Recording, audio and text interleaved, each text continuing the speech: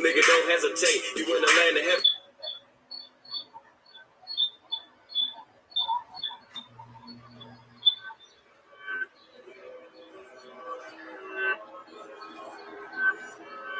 1974 to keep it basic. Sam, yeah, my pops bounced rockets. Skated the day, got plugged in the Matrix. Wasn't tripping though, he didn't fit the role. Couldn't stop my clothes, stop the show. So now it's time to grow. Mama knows best. Pops had 3 seeds. It feels like I'm the last one left. Wasn't stressed, asthmatic, losing breath. Little seed growing up in the wild, wild west. And that's a tough task. Niggas ride mass, break you down, size you up. Get fitted for a castle, learn the rules fast. Nigga, don't hesitate. You in the land of heavyweights. A strong mind state wouldn't let me be fake. Live by the motto, whatever it takes, and that's for real.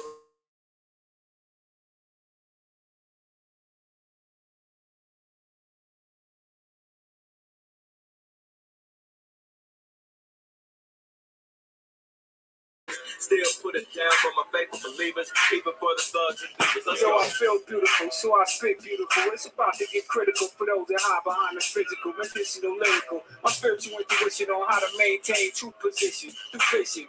Pay attention and listen to the words of a true physician. Even the dead get arisen in the operation of a Christian. Through all affliction, stay persistent. This is chestnut checkers, moves remain under pressure. Only here to test ya. Sunshine with the rain, salt with the pepper. Crush kingdoms with words light as a feather. Only the war can and peace get better. This is 87, Run DMC, life be tougher than leather. Once love is better than never. Wisdom moving fast, better try to catch ya. Quick as a bullet from a Beretta, penetrating any texture. Let these teardrop stains drop down like rain. We the ones to blame. While we lost the shame, they say hope deferred makes the heart sick. Many say we in the last days, but we live so straight, and there's no way that we can beat the madness, the ups, the downs, the joy, the sadness, the mirth, the gladness. Is never enough because the world is not enough. I hold the double-edged sword of Christ bearing my burden. Though sorrow is certain, the victory can prophesy. In an era full of terror, lies, and homicide, but people worn out, programmed, and traumatized. Hoodwink, satirized, bamboozled, and dramatized. Open your eyes to the Lord of the Flies, bringing peace to a chaos that he brought and devised. So I'm supposed to be concerned when they lose a few lives. Warfare is a dirty game, counted the cost. How many years did they floss like swine in the chalk? But that was payback. Coming live in the flesh, the 4 horsemen of the apocalypse, famine and death. The ugly truth about terrorism is it exists. Have been perpetuated by the system we up against. So let's take it back to a time that's pure, cause heaven's just a mile away. But can you do it, do it, do it?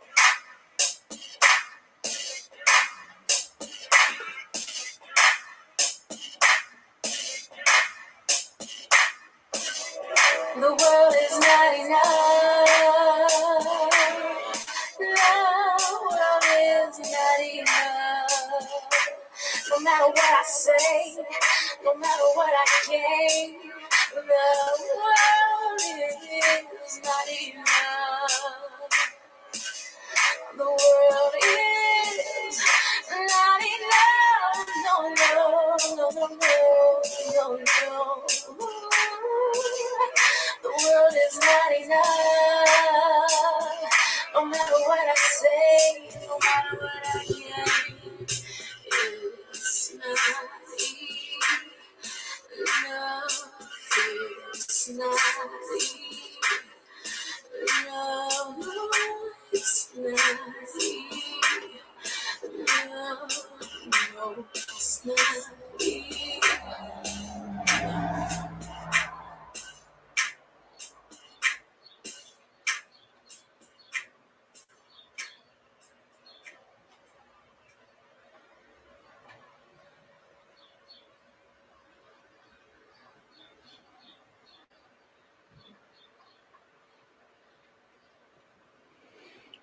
Shalom, shalom, shalom, peace, Shabbat shalom, to be exact, man. What's happening, y'all? All praise, honor, and glory to the Most High, Yahweh Shah. It's your brother Hmmmmm, IQAhmath, first name, IQ, it's all the same. You've reached DSTM. You already know what time it is. Don't shoot the messenger. It's episode 220, 220 in the books. All praises. Shalom to the fam in the house, man. What's up with y'all? Who's in the house? Shalom to the house of Byron, man. In the house, the Robinson family. Appreciate y'all support. And your alms deeds does not go unnoticed. All praises. Bayan in the house. Shalom to you. Namawa and the fam in the house. Who Who else is in the house? Monica in the house. Kohath in the house. Shalak in the house. All praises. And anybody and everyone else who's coming on in that ain't saluted the saints on the chat board. Shalom to you. It's all good. All good. Um, you know. Hey, Pops in the house. What's going on, Ike? Are y'all in the house? Shalom to you. Ashar in the house. So we doing good. We doing good, man. All praises, man. Anybody else is gonna be creeping on in at a little later time, a little later date. Shalom to you. Hopefully everybody's well in the Shabbat. As you see the title, man, never let a crisis go to waste. That's a quote. That's a quote from Rahm Emanuel, White House advisor of Obama. He said that in I think it was '08, maybe a little later after that. But it lets you know the mentality of our enemies, man. Anytime there's a quote unquote crisis, they look to capitalize by pushing policies, by sweeping, corruption under the rug. It's a distractionary tactic, sleight of hand. I always make reference to, Esau playing 3-card model on us. Guess where the ball is? And he keeps shuffling, cups around. Let you think you onto something. And then next thing you know, he done lifted up the cup, man. The ball ain't there. Shalom, Aqua. Before we get to that, and one thing I'm do a little caveat to that because it's relevant to the topic. It's unfortunate and it's really pretty sickening, man. But I was on my YouTube last night and I happened to see a thumbnail of it was IUIC. And I don't, you know me, I don't usually get into the chitter chatter and the back and forth type stuff, man. And unless it, involves the nation, man. But this is kind of something that was on my spirit to say. I got to say something, just a little something. And I think the title of the video says something about cowards in Kansas. And I was like, these Jake still talking about, they still going back and forth with these other brothers, man. Like, what's going on? And I clicked on it, man. To my surprise, the brother that was speaking, the deacon, Asaph, I believe is his name. He made mention that one of the brothers that was holding camp out in Kansas City had got shot, and how there was a contingency of Israelites supposedly glorifying in the fact that a brother got shot after holding down posts. And it's just going to show you, man, the mentality and how far further away we're sliding into the depths of wickedness and reprobate mind frames within Israel. I mean, when you celebrate, man, that one of your brothers, whether you in the same camp or not, a brother that was out doing the work of the Lord, working off his salvation in fear and in trembling, trying to do his best to be a representative of a righteous man of the Lord, to gather the sheep of Israel, and he was victimized. And I believe the word that they're using is ambushed in a drive-by. And I seen, I didn't watch the whole video, and I haven't seen some of the rebuttals that some of these other people were doing. But apparently, there's a capitalizing on this tragedy. Now, the brother's alive. To my knowledge, the brother had got shot in the leg. He's recovering, doing well. All praises, man. My prayers go out to him, his family, the brothers IUIC. But apparently, they was closing down shop. Everybody was going about their way. And the brother had some stuff in his hands as they're leaving camp. And the car rolled up, shot him. Now, you got some brothers out there who are not part of camps, who are utilizing this as gasoline to start lighting up more division and more BS within the Israelite community.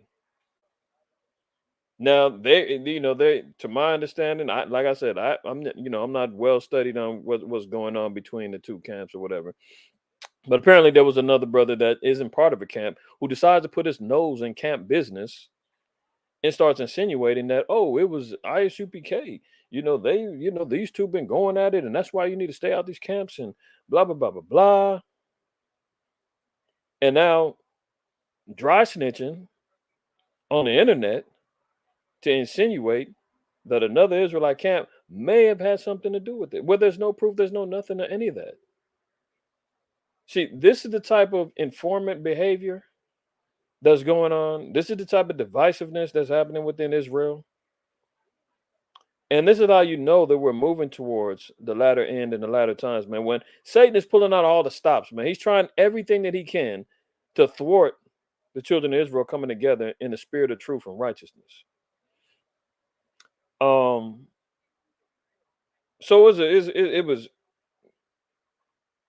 sad to see how far, as much progress as we make in waking up the sheep.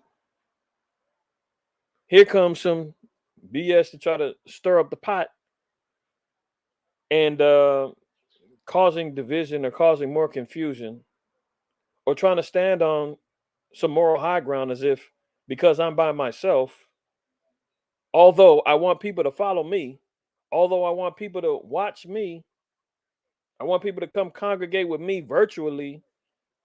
I mean, what's the difference?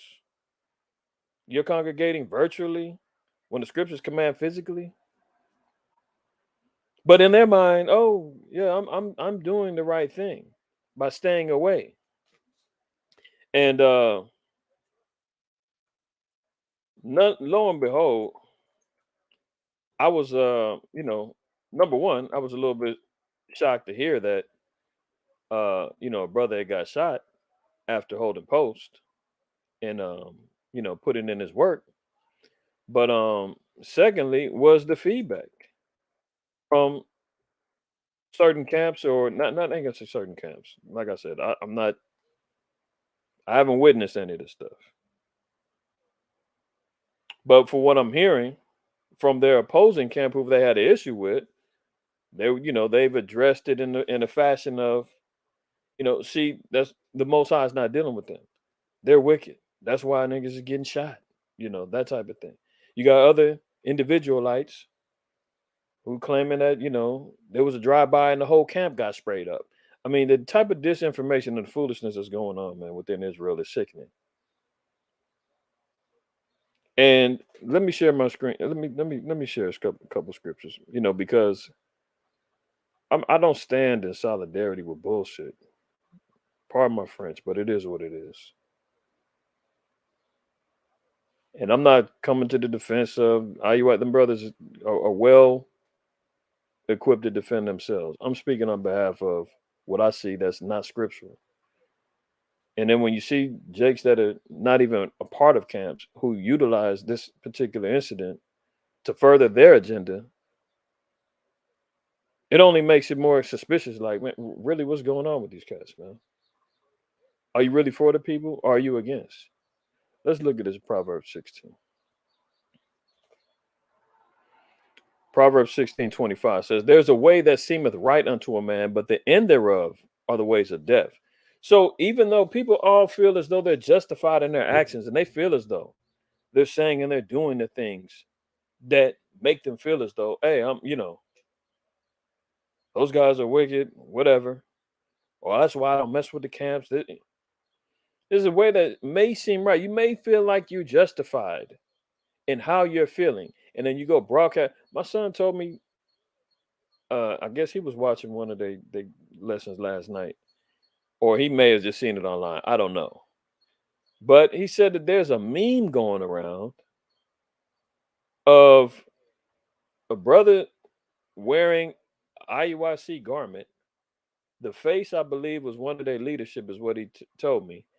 And they used the meme of the scene where Ricky from Boys in the Hood is running down the alley and he's getting shot.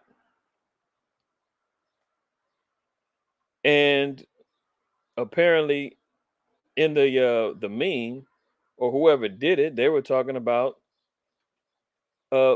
thumbs up. Put your thumbs up about this.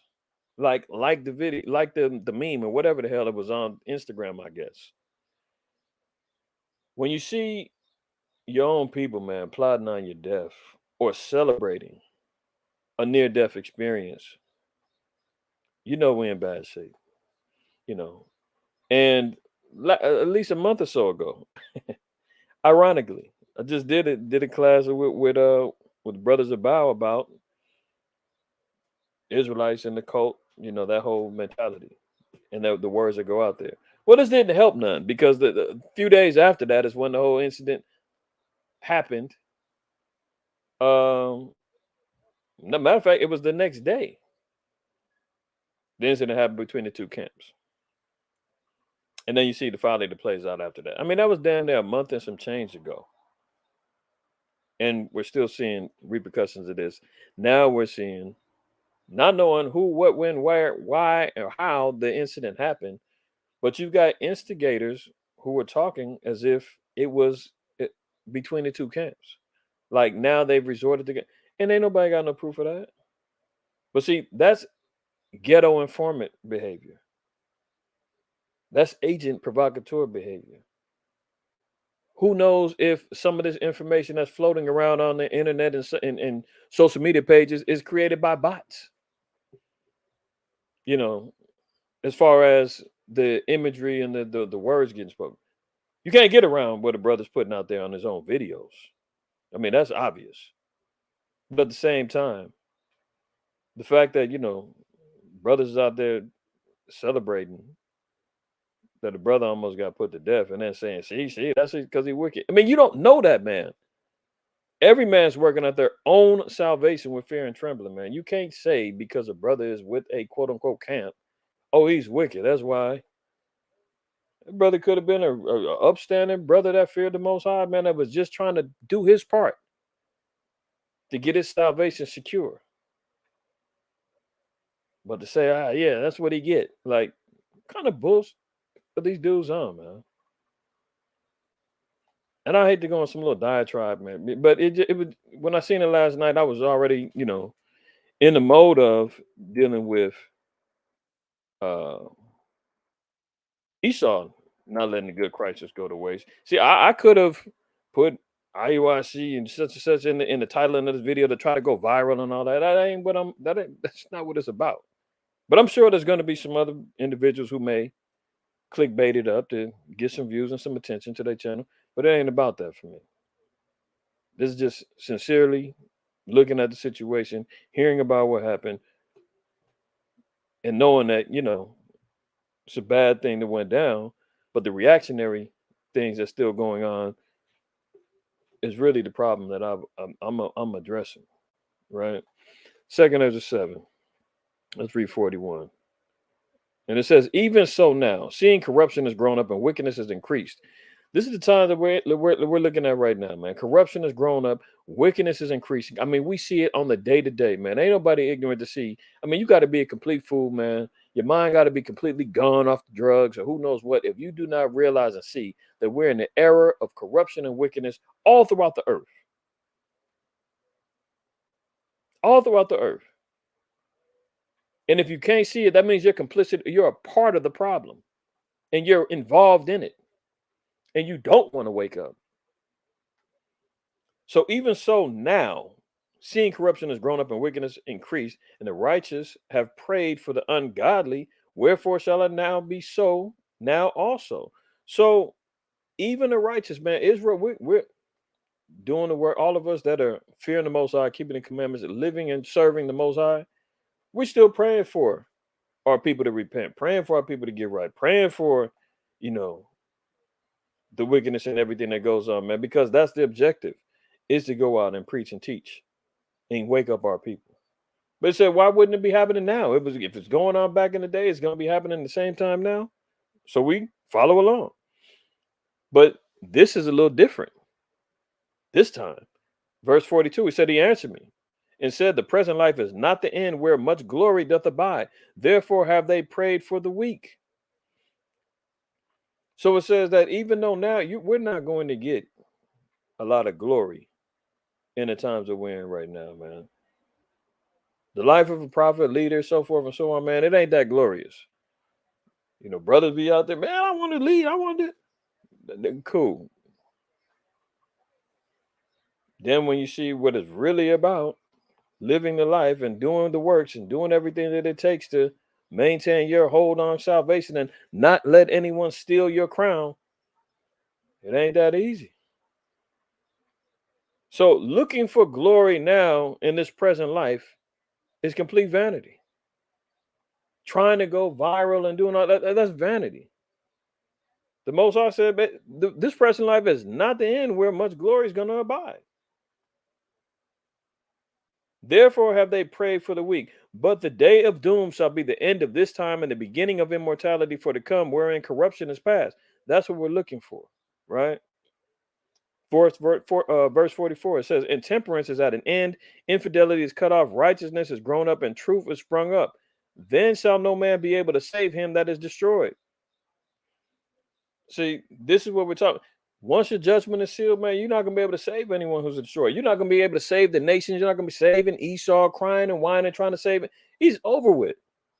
You're not going to be able to save him that's destroyed, nor to oppress him that have gotten the victory. This is a cut too to let you know we're precept in Revelation 13, 9 and 10. He that leadeth into captivity shall go into captivity. He that killeth with the sword must be killed with the sword. Notice it says here, there's not going to be any more oppressing him that got the victory. The victory is Israel's. Remember, Esau is the end of the world. Jacob is the beginning of it that follow it. We're getting the victory. There'll be no more oppression for us. That lets you know the ones who's going to be destroyed are the oppressors. Isaiah 14, remember that? And we're going to take them captives whose captives we were. All this is going to come to an end. But we're losing sight of that by getting caught up in trying to see what's happening over here, beefing with another camp, doing it. You ain't going to get the promises that's been set aside to us if we continue in the folly. But even still, I mean, to be fair and understanding the judgment, I mean, and Most High said, man, let the sheep come up with the goats, man. When the Most High starts sifting the house of Israel, we're gonna see who's real and who's not. We're gonna see. Lord willing, I'm a part of that number that stays firm. My household, yours. If you're watching this, see, Proverbs 19:16 says, "He that keepeth the commandment keepeth his own soul, but he that despiseth his ways shall die." So, if a brother's out there keeping the commandments and all of that, man, that's why all praises the brother survived, because he didn't despise the ways of the Lord. Because the Most High said, man, if you're keeping the commandments, man, you're going to be all right. But for those hyenas, man, and they smell a little blood and they want to get out there and start gnawing on the damn bones and want to be a part, man, that's wicked as hell. The Most High said, man, you're not even supposed to be plotting on the downfall of your brother or whatnot, man. The law even tell you about the talebearer. Let me think, hold on. Is that in Leviticus 19? I think it's 19:16. Yeah. Leviticus 19:16 and 17. It says, "Thou shalt not go up and down as a talebearer among thy people." So a talebearer is one who spreads rumors, which is the big thing in Israel, man. We love to sip a little tea. We always want to see what's going on, sticking our nose over here, over there. Virtually now we can, troll online and do all kind of madness. So it says, "Thou shalt not go up and down as a talebearer among thy people." Maybe we should make sure we understand what tail bearing is. Some may say, "Oh, I never knew what it was." That always becomes an excuse too. Did I spell it right? Let me make sure. Bea.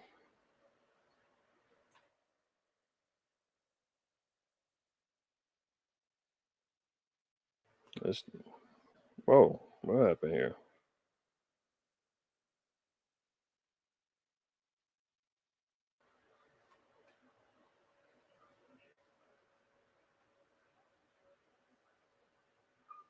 So look at this.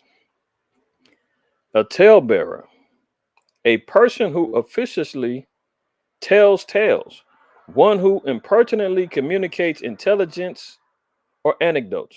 Communicates intelligence. In other words, telling people's business or anecdotes, and makes mischief in society by his officiousness. See, makes mischief, causing strife, stirring up stuff, you know, being a busybody. All of those things, man, the Most High said, I'm not with that. And that was against the law. So as soon as somebody jumping online, especially the little individual like cats, man, that's running out there talking about, see, I told you, y'all should have been listening to me. I've been telling y'all for years. Y'all come out there in them corners and yelling at people, man. We don't play that. Meanwhile, the Lord said that we're supposed to go out and teach and preach at the chief concourses of the streets. I mean, what scriptures are these guys reading about? The Most High talking about crying aloud, sparing not. I don't understand. And then what ends up happening is in their self-righteous, videos they talking about what and why things happen. Only the Most High knows that. Ironically, but brothers end up speaking as if they're the Most High. But anyway, verse 17, thou shalt not hate thy brother in thy heart, thou shalt in any wise rebuke thy neighbor, nor suffer sin upon him. See that? Not supposed to be setting your brother up for sin, trying to set him up to the gloat and glorify if a brother falls or whatever the case may be. You're supposed to correct him, and that's supposed to be it. But obviously that goes, in one ear and out the other, man. I'm gonna just share one more scripture about this situation. I'm gonna leave it alone.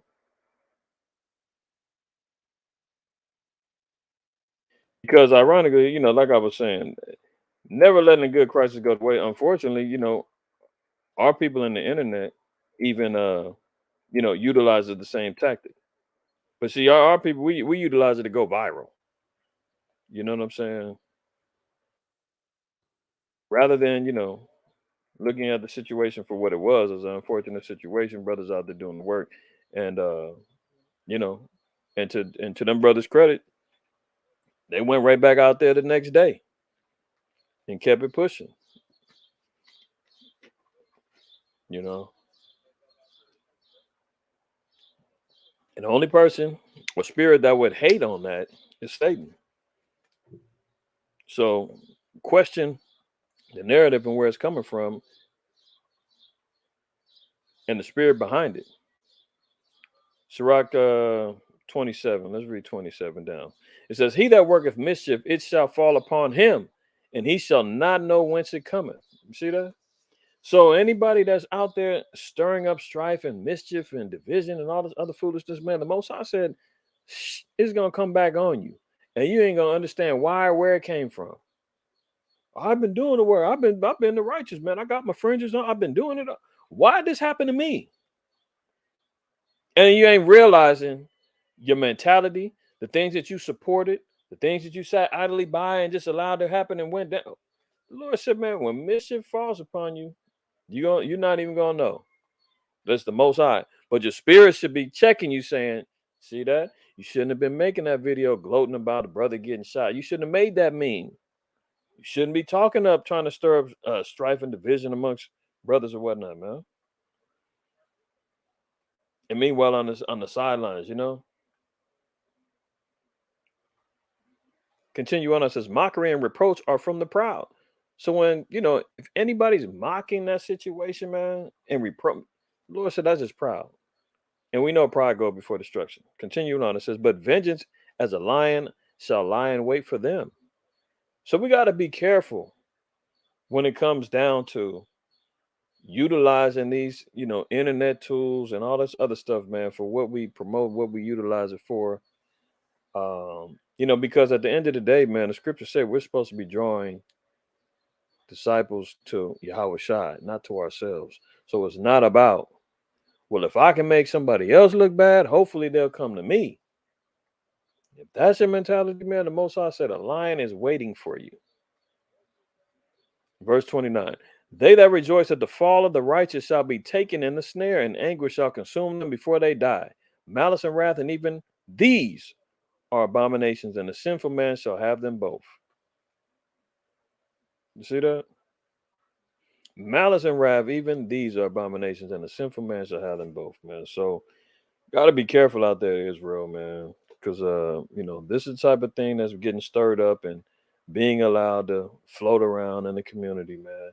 And let me share something with you. Because like I said, I haven't seen all these other, these other videos and the memes and everything else. I'm just going off of what was shared with me and what I stumbled on last night. Uh when I seen the video of the brother addressing the situation. And when I hear about stuff like that, I'm like, this don't sound right, man. And not to say that uh, the brothers, whoever's making these videos, are quote unquote agents, man, but the behavior is there. And it's not to say that it's not going on. COINTELPRO activity is not going on all over the place. Let's look at this real quick. I'm going to share something with y'all. How many of y'all heard about this, man? The Ghetto Informant Program. It's a little different than COINTELPRO, but it's a subsection of COINTELPRO. Some call the Ghetto Informant Program. Why do they call it the Ghetto Informant Program? Who are they targeting? The devil's in the details, man. Y'all should know. That was one of the things that brought you in the truth, right? Hey, look up ghetto. It's going to tell you a place where Jews dwell. And then we look at our own environments and we say, man, that's us.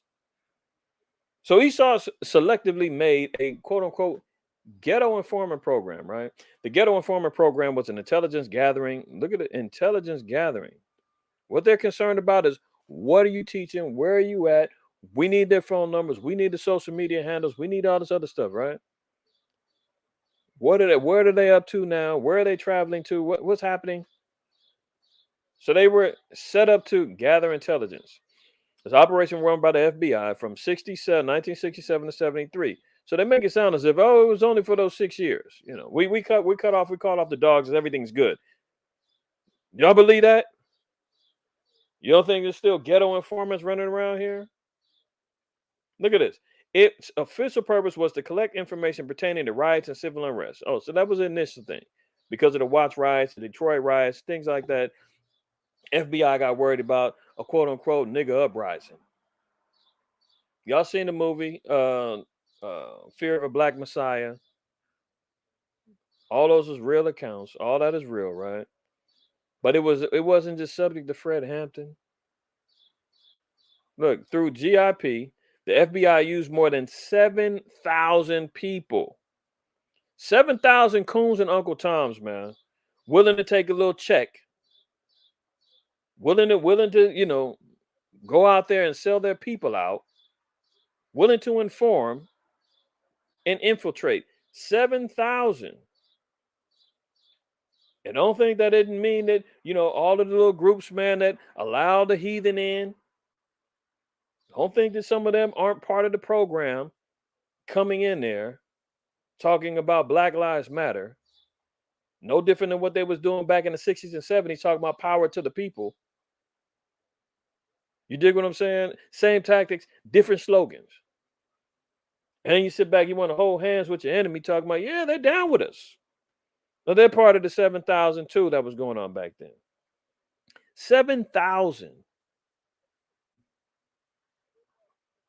to infiltrate poor Black communities in the United States. So here's talking about talk about the Watts riots and things of that nature. The reason why they got this thing together, right? So I'm gonna read this real fast. It says, after the Watts riots in 65, a further unrest in Newark and Detroit in the summer of 67, the U.S. government mobilized to prepare for urban conflict. Its actions range from commissioning a report by the Civilian Kerner Commission to mobilizing the army to prepare for martial law in the American cities. The order of the GIP program came in a letter from Attorney General Ramsey Clark to FBI Director J. Edgar Hoover. Let's look down here. This is part of the letter. It says, as part of the broad investigation, which must necessarily be conducted, sources or informants in Black nationalist organizations, so-called Black organizations that's talking about nationality, sound familiar? SNCC and other less publicized groups should be developed and expanded to determine the size. Hello? They want to know how big and how many are they, and the purpose of these groups and their relationship to other groups. Who are they affiliated with? What other camps are there? How big are they? And also to determine the whereabouts of persons who might be involved in instigating riot activity in violation of federal law. All right. Now, let's look down here. Now it says termination. Mind you, white man says, "Oh, yeah, that was in. We ended that in '73. It's over with now." Really? Okay. In '72, the FBI's inspection division began to express concern about using African American informants specifically to investigate civil unrest. So remember, the initial purpose of the Ghetto Informant Program was to deal with any of these quote unquote black nationalist organizations that was trying to insurrect riotous behavior, that was looking to overthrow the government, so forth and so on. Once that was understood that that wasn't Jake's objective and Jake wasn't doing that, they said, oh, well, this was set up specifically just about civil unrest. But continuing, it says a memo dated November 24th, 1972 notes that the GIP has produced abundant byproduct information. So they started utilizing information as byproducts of what was known as the civil unrest and the insurrections that was leading to these riots. So they said, well, what other information? They may not be talking about rioting no more, but what else can we get out of them? So the GIP has produced abundant byproduct information related to activities other than rioting. It suggests that these informants be reclassified as security, extremist, revolutionary activities, or criminal, and that civil unrest information continue to be collected as a byproduct from these same informants. So did you see that? So no longer were they saying, well, we just want this program to be set up about civil unrest. We're going to reclassify it when it comes down to security, extremists, revolutionary activities, any criminal activities that's going on, civil unrest information. You dig what I'm saying? So that's how they switched it up. The GIP was terminated in July 1973, and informants were either reclassified or discontinued. Key word right here is reclassified. They just changed the name. It's still going on. Concerns about FBI surveillance and the style of Ghetto Informant program has continued throughout the present day. How do we know this? Let's look over here.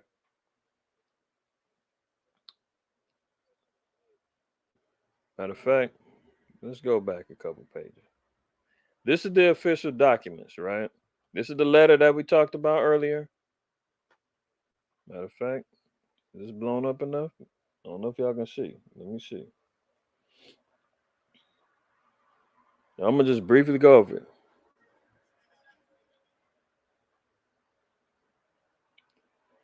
So, this is the official declassified FBI from the free. You can always go get, you can file for a Freedom of Information Act. You can get information regarding court cases, regarding, uh, FBI information, so forth and so on. Anything that they declassify, you can put it. You can file for a Freedom of Information Act, and they have to give you the information. So this is about the Ghetto Informant Program, right? Let's look at this.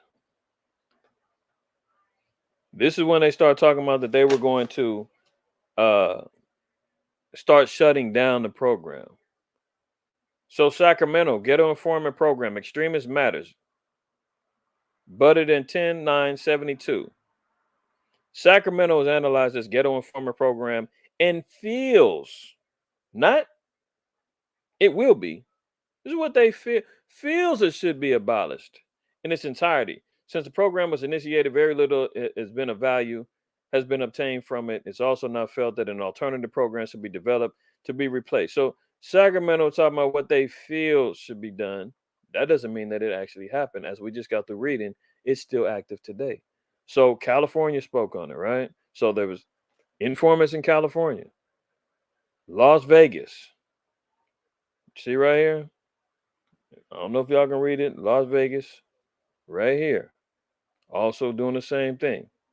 Las Vegas suggests that the Bureau adopt a change in the ghetto informant program, which would call for a reduction in the number of these informants and that quality be stressed instead of quantity.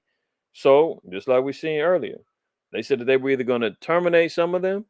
You got 7,000. I mean, do you need all 7,000 when things start spiraling down? Black Panther Party start fading away.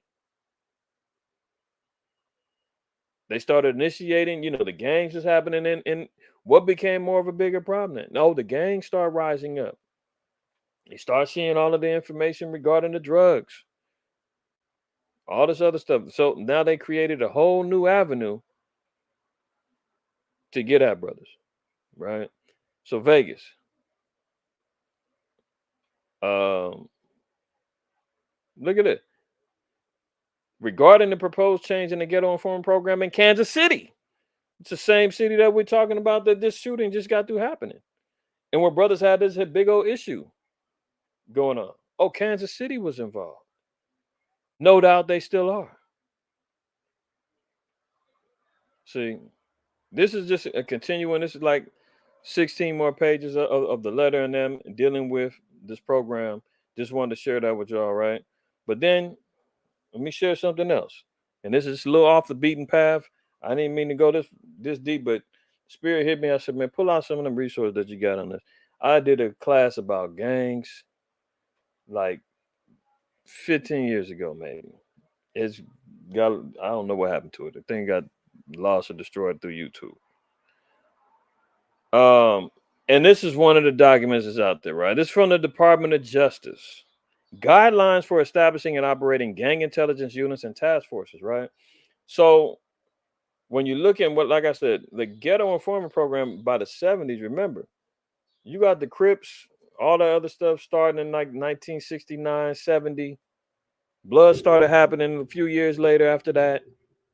What started off as Community Revolution in Progress, CRIP, Crip, offshoot of what was happening with the Black Panthers, first utilized to start protecting neighborhoods and whatnot. Because remember, especially in California, a lot of these areas where Jake's is living at now used to be white. The jungles used to be white. Compton used to be heavily white. Yeah. George Bush lived in Compton for a hot minute. There's a show on Amazon, I think it's called Them,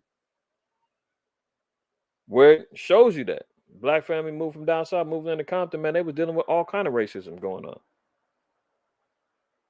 So you had a gang called the Spook Hunters, Edomites, right here in South Central on the east side, until white flight kicked in and they got their butts up out of there and moved to the valley, into the Antelope Valley, and got and moved out of state. And then Jake started inhabiting these ghetto areas. Long story short, so when they transitioned the ghetto informant program, they utilized and reclassified things, and now they start trying to infiltrate the gangs. But at the same time, they still know about the quote unquote black nationalist groups. Don't think they forgot about us and the quote unquote black extremist groups.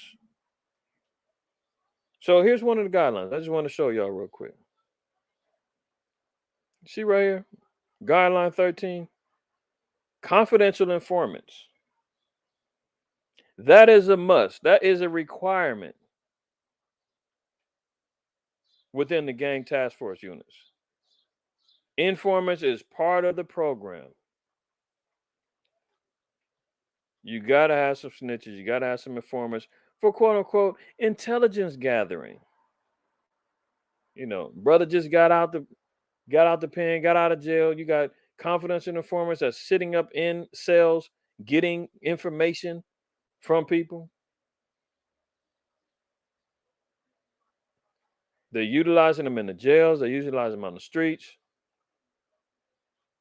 Um, Let me see if I can scroll down. For some reason, it's okay. There it go. I want to get down to. I'm not gonna take too long on this. I just want to highlight and show y'all this.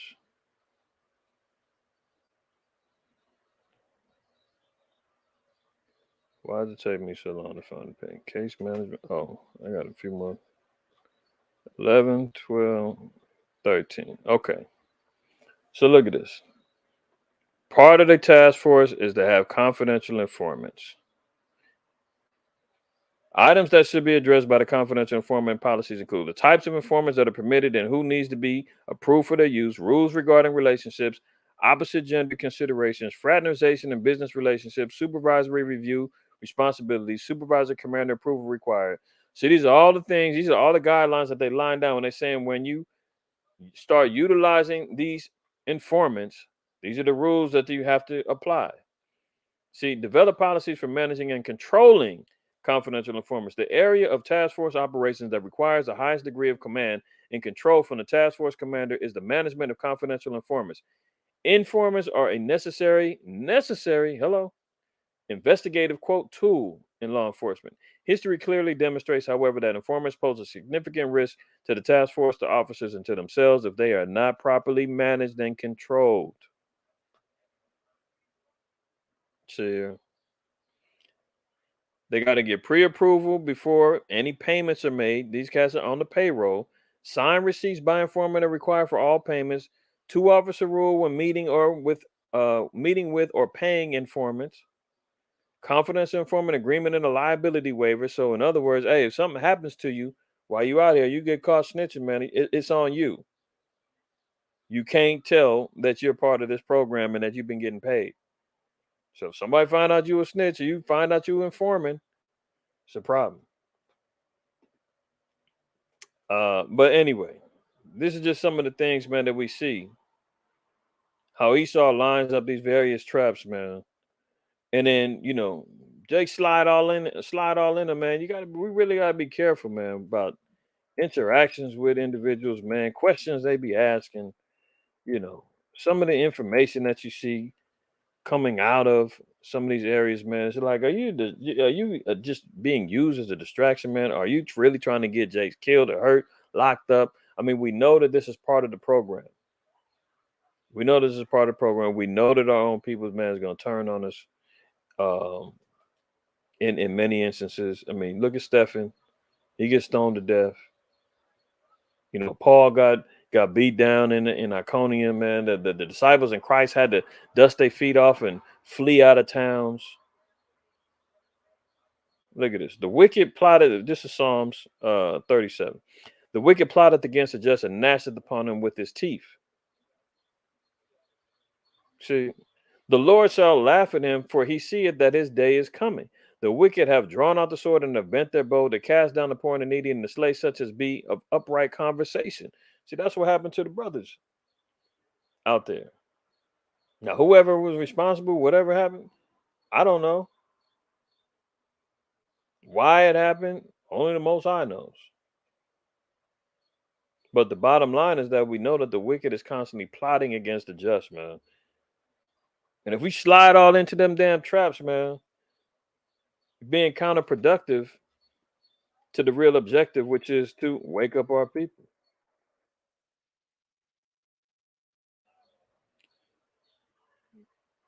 Let's read Zechariah 8, 16, 17. It says, these are the things that ye shall do. Speak ye every man the truth to his neighbor. Execute the judgment of truth and peace in your gates. So some of the things that I'm hearing and seeing that's going on within Israel, man, is not going according to the scriptures.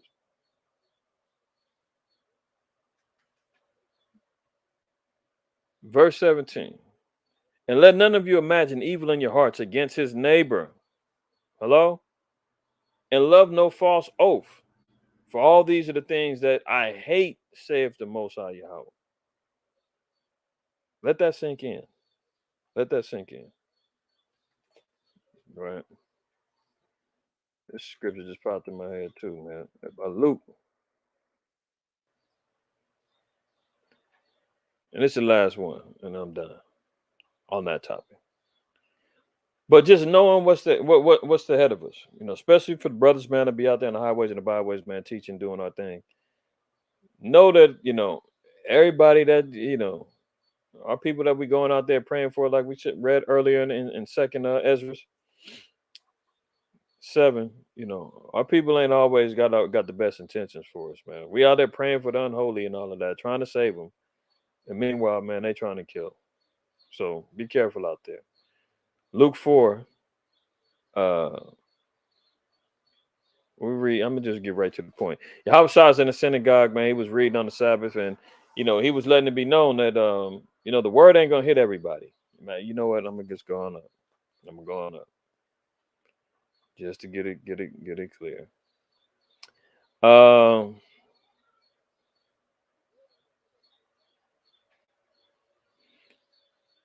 He went to the synagogue. He was going in. He's in Nazareth. He's getting ready to get persecuted by his own people in his own hometown. A place he should feel safe at, a place where he feels like he knows the street, he knows where he at. In Nazareth, he getting condemned, right? So let's read here. It says, and he came to Nazareth where he had been brought up. And as his custom was, he went into the synagogue on the Sabbath day and stood up for to read. Oh, so it says the custom was to go to the synagogues, meaning what? Come together, commune, convocate, not be an individual like sitting at home making videos about brothers that's out there actually doing the work, putting the plow to the field and trying to save the sheep, man. Leave them brothers alone, man. Let them do their work. If you don't want to do that, cool. Sit home and do what you need to do to fear the Lord.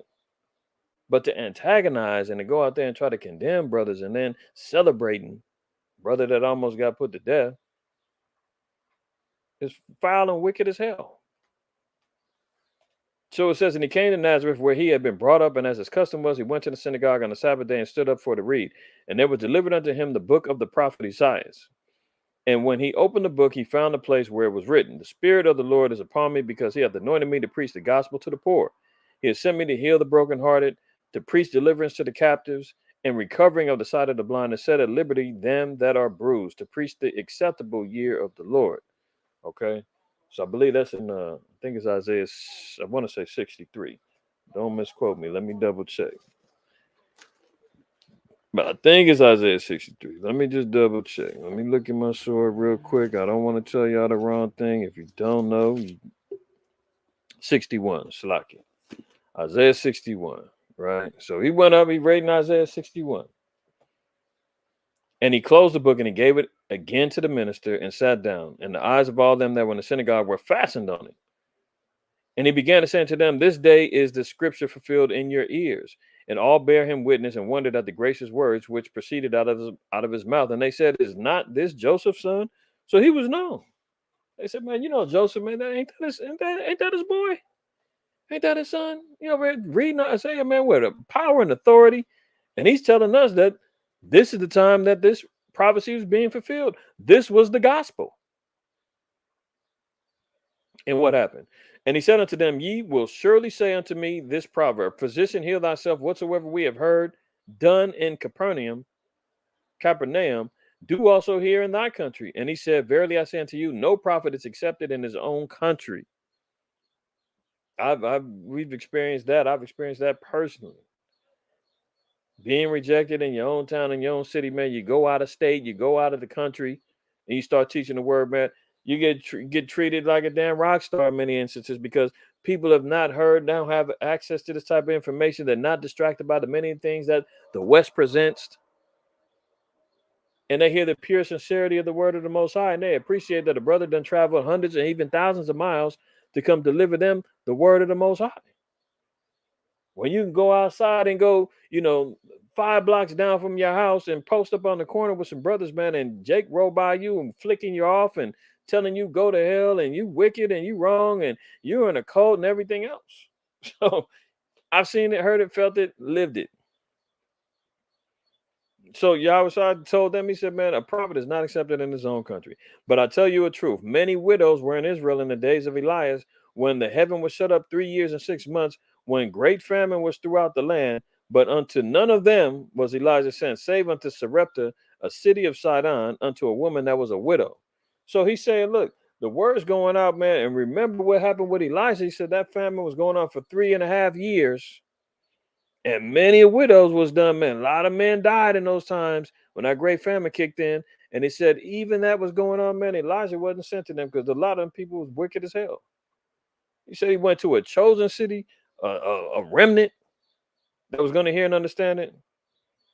Verse 27, it says, and many lepers were in Israel in the time of Eliseus the prophet, and none of them was cleansed, saving Naaman the Syrian. Verse 28, and all they in the synagogue, when they heard these things, were filled with wrath. So they saying, what? You trying to tell us we've been here observing the Shabbat, we out here reading and such, and you trying to tell us it's all in vain? Like we're not going to be saved, the part of the kingdom? And what do you mean? So they got upset with the words that Yahweh Shai said. Basically telling them, man, salvation ain't for everybody. That's the bottom line. And they got mad. Sound familiar when we deal with the Christians and anybody else? Verse 29, he rose up and thrust him out of the city and led him unto the brow of the hill whereon their city was built, and they might cast him down headlong. So they lay hands on him, telling them, get the hell out the city. They was getting ready to try to throw Yahweh Shai off a hill. That's Israel for you. Verse 30 says, but he passing through the midst of them went his way. He said, man, look out. Y'all don't want to hear it, man. I'm out of here. Hands up, get your hands up off me, man. I'll leave. And that's what he had to do. Right.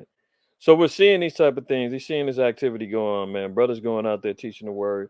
Be safe out there. Make sure the brothers is on their security protocols, doing what you need to do, because clearly there's some activity going on out there in the spirit, man, that ain't moving right. And then you got cheerleaders within Israel, man, that's really making it even worse. So questioning and wondering where some of this activities coming from. Maybe some ghetto informants around. Maybe Esau and manipulated and made his way on in. I already know he has, but that's for y'all to consider and think about. Let's get to the business at hand. Let's get to the business at hand. I surely did not intend on spending damn near hour talking about that, but that's just how the spirit moves. All right. So let's look at this, man. Rahm Emanuel and Hillary Clinton, your favorite little witch and warlock. We're going to tell you about something. Listen to this.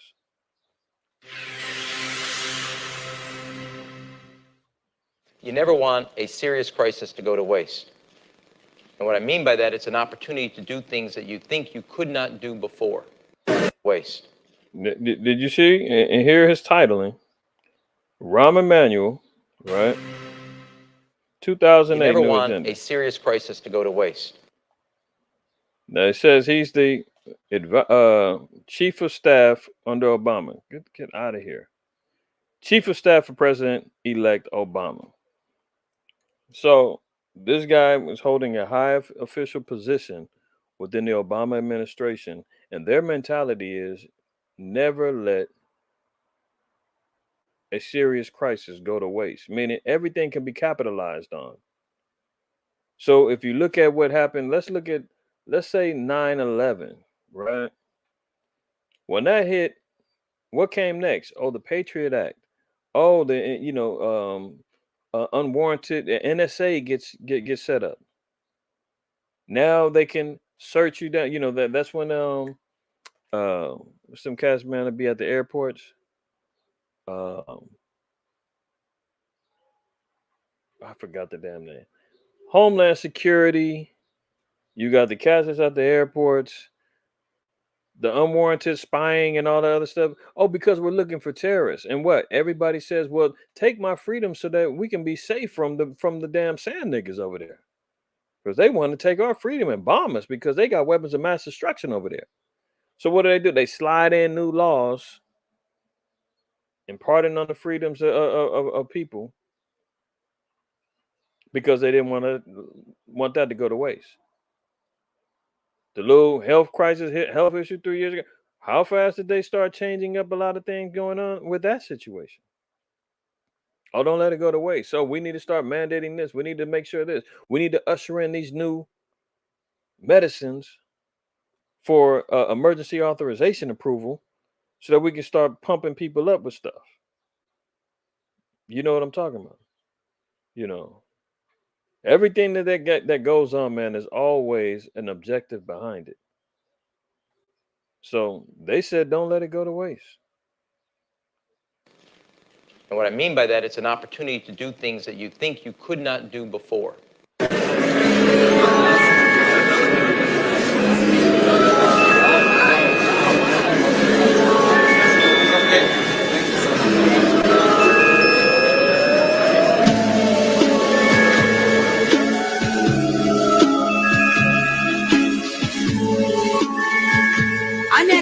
excited by this opportunity. I'm very well aware that we are not yet through this economic crisis, but you know, we have the chief. No, notice always under the Democrats is always an economic crisis. You know, and she talking about that was in 2008, 2009. That was when the housing market crashed and everything else, right?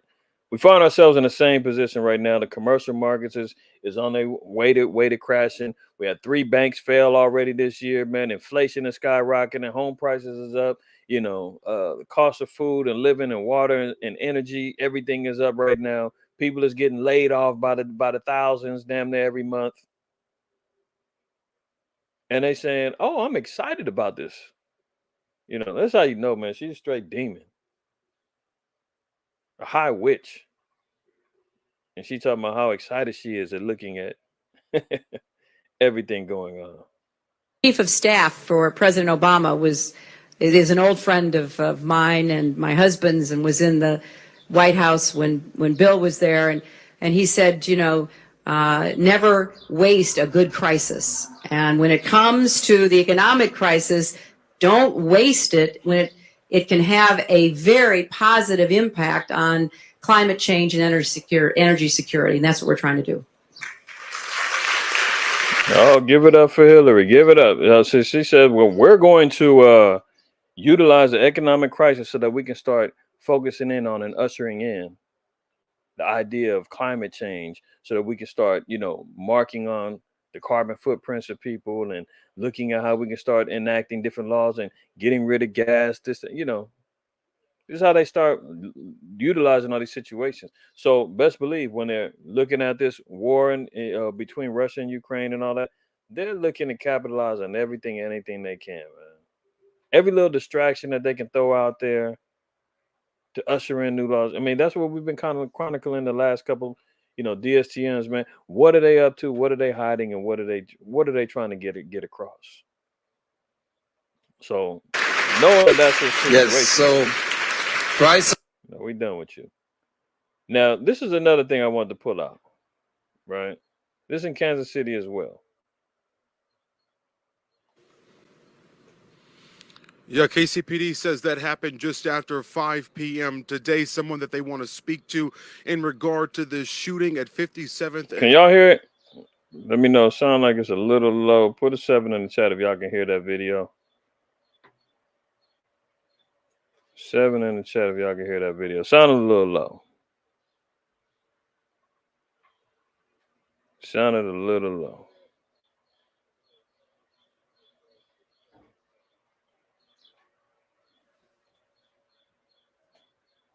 Okay. All right. Y'all can hear.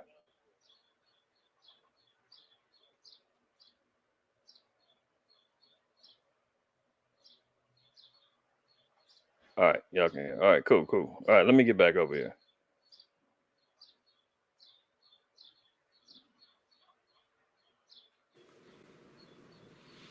Yeah, KCPD says that happened just after 5 p.m. today. Someone that they want to speak to in regard to the shooting at 57th and Prospect. As we learn more, we will bring that to you right here on Fox 4. But a deadly and violent day today in Kansas City. In less than 4 hours, 10 people were shot. 5 people have died. The mayor saying we can't keep living like this. And for one family, the pain is all too real. That is the Manning family. Not only did they have to watch their son get shot, they were on the ground trying to save his life. It was here just after 4:30 this morning when Kenny Manning Sr. was thrust into a position no parent could ever imagine. I just heard a barrage of gunfire, bullets outside. It sounded like it was, I don't know, 70, 75 shots. Bullets hitting a total of 8 people. One of those people, Nico Manning, Kenny's son. Now, I believe that I'm not saying that the shooting between the brother that got shot from IUIC was part of this weekend of violence or whatever. I don't know, because I think this happened just earlier this week. This shooting I think happened last week. But nonetheless, man, Kansas City, they're getting turned up, man. 10 people shot, 5 dead, and you know, there's enmity and strife between camps, man. Brothers got to get out there and do the work, continue teaching. Now I know IUIC, they continue doing their work. That's the main objective, man. Matthew 18 and verse 11, it says, "For the Son of Man has come to save that which was lost." The objective is to go out to the lost, man.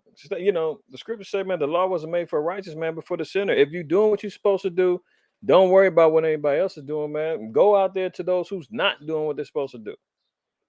People getting shot dead, man, and dying. There's all kind of strife going on over there, man.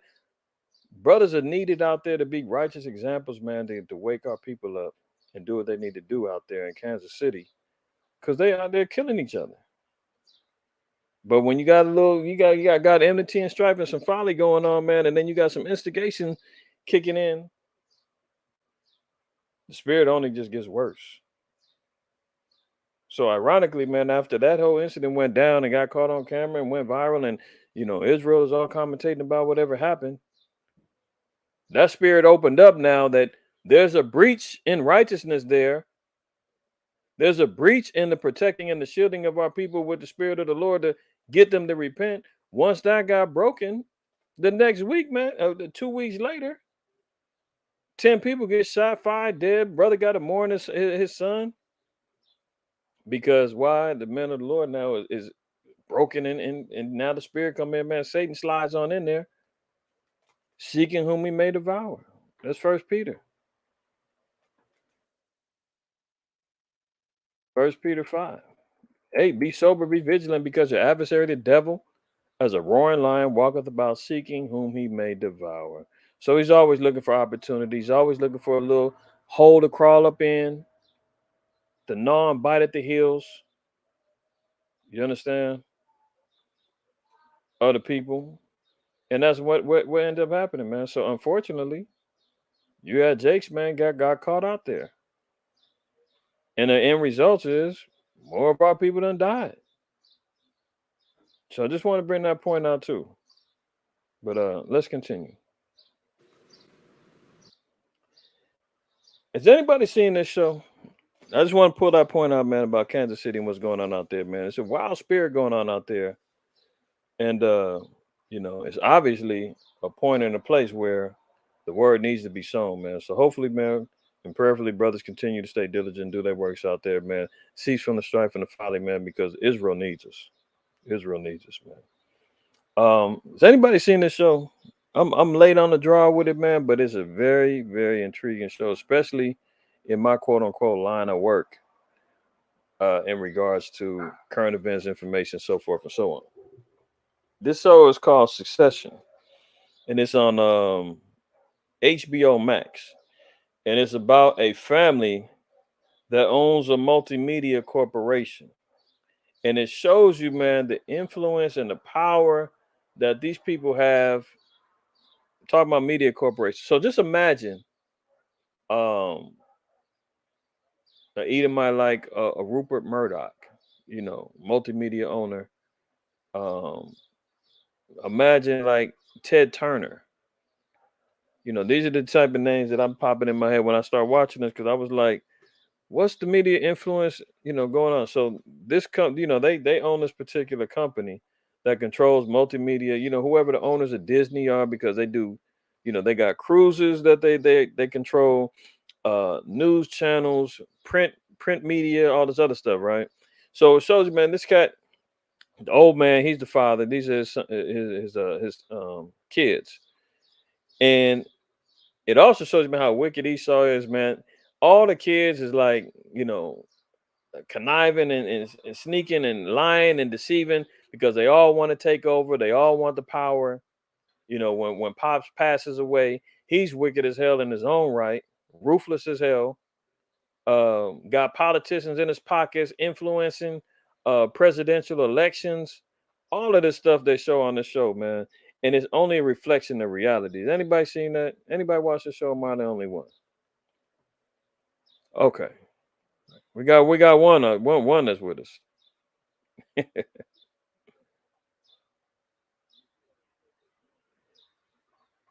You got one with us. Okay. Yeah. Hopefully, if you seen it. Uh,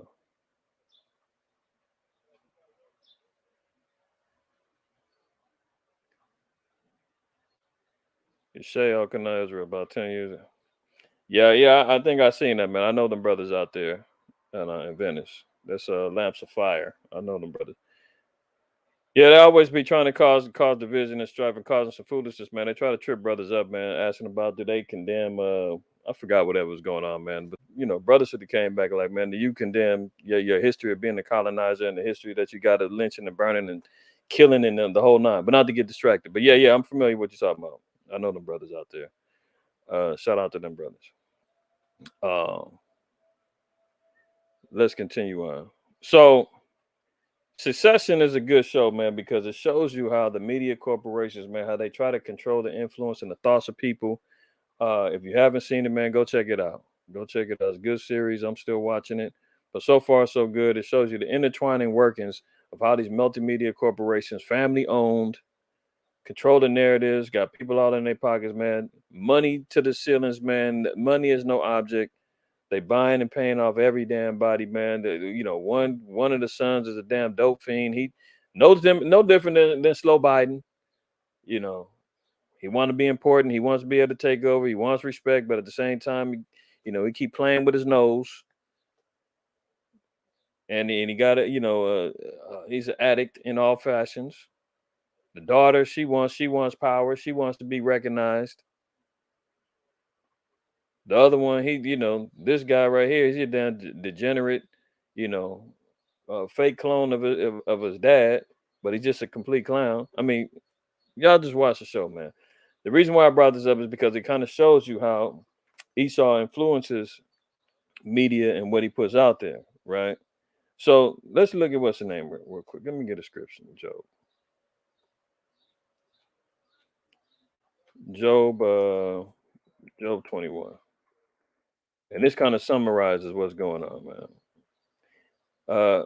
Job 21, reading verse 7, it says, "Wherefore do the wicked live, become old, yea, are mighty in power." That's exactly what's going on with the father of the show, man. He's wicked as hell, old, and he's mighty in power. Their seed is established in their sight with them, and their offspring before their eyes. So, leading up into the family.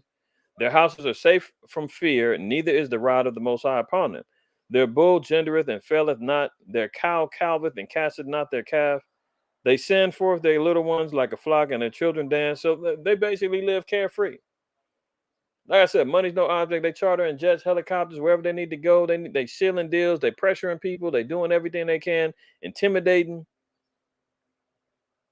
All because they control the media, the information that goes out.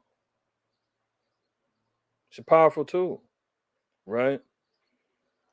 It says, they take the timbrel and the harp and rejoice at the sound of the organ. They spend their days in wealth and in a moment go down to the grave. Therefore they say unto the Most High, depart from us, for we desire not the knowledge of thy ways. What is the Almighty that we should serve him? And what profit should we have if we pray unto him? See, that's the so-called white man and his mentality. He believes he is the Most High. He's saying, well, who's the Almighty that we should serve him? I got money endless. I control thought. I control the narratives of what people are doing with their political motivations, their entertainment, their religious choices, so forth and so on, man. I control all of that. So he said, man, depart from us. We don't want to know about the Most High.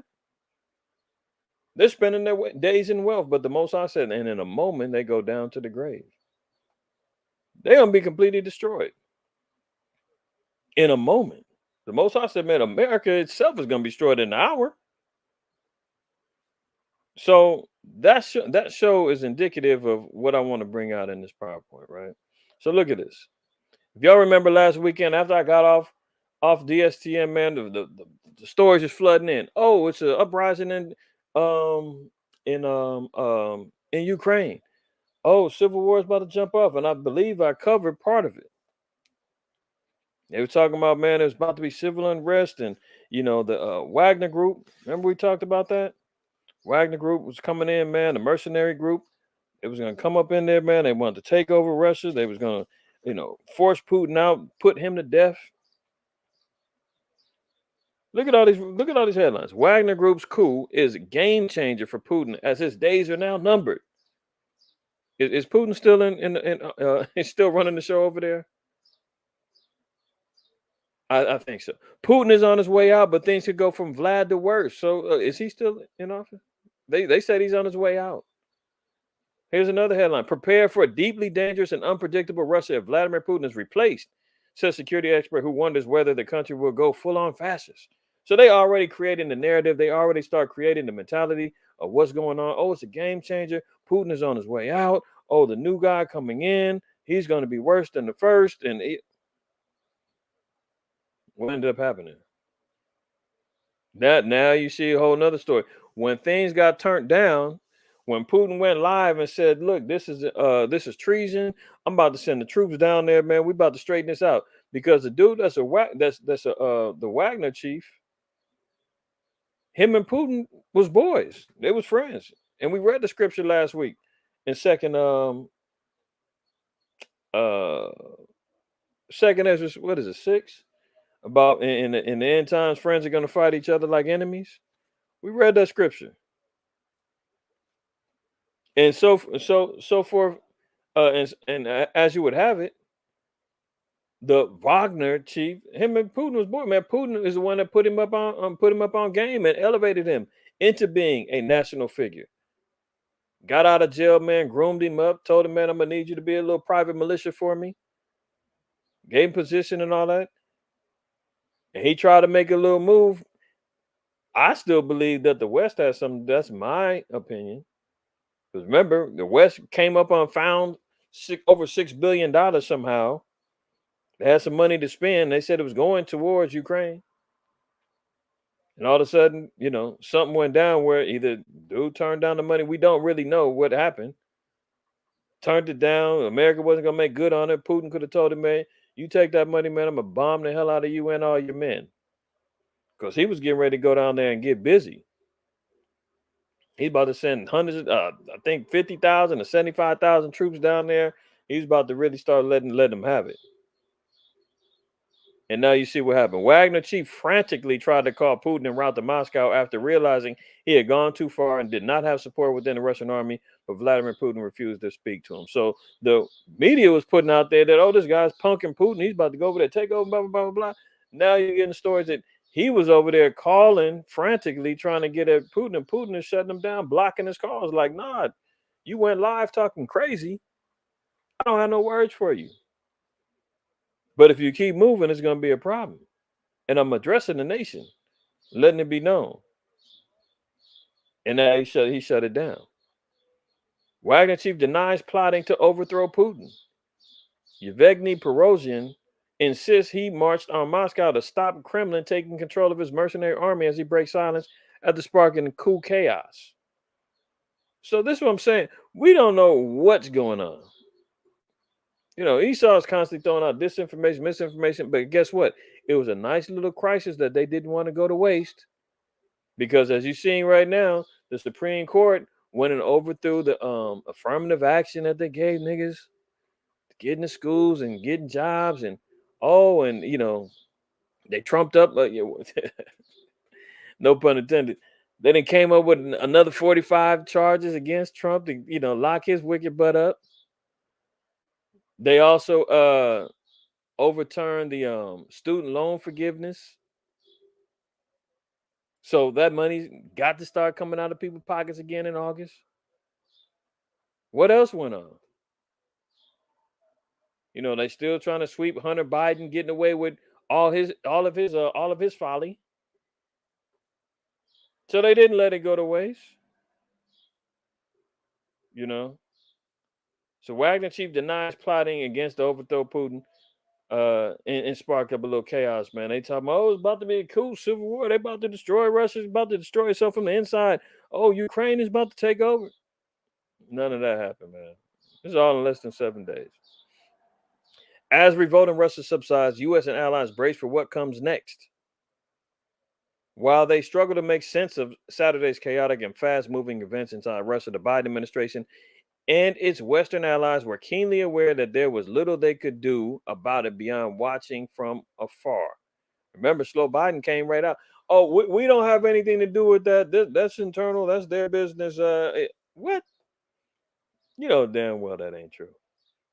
Well, it's not coming from us. As soon as you come out to defend your position, it ain't like nobody asked you. Nobody popped out and said, "Does the West have anything to do with this? Is America behind this coup?" No, they volunteered to come out. In case you're wondering, we didn't have anything to do with that. That's the first thing that somebody that is guilty would come out and say. It's like, who asked you? Why'd you even bring that up? Where'd that idea come from? Oh, you feeling a little guilty, Slow Biden?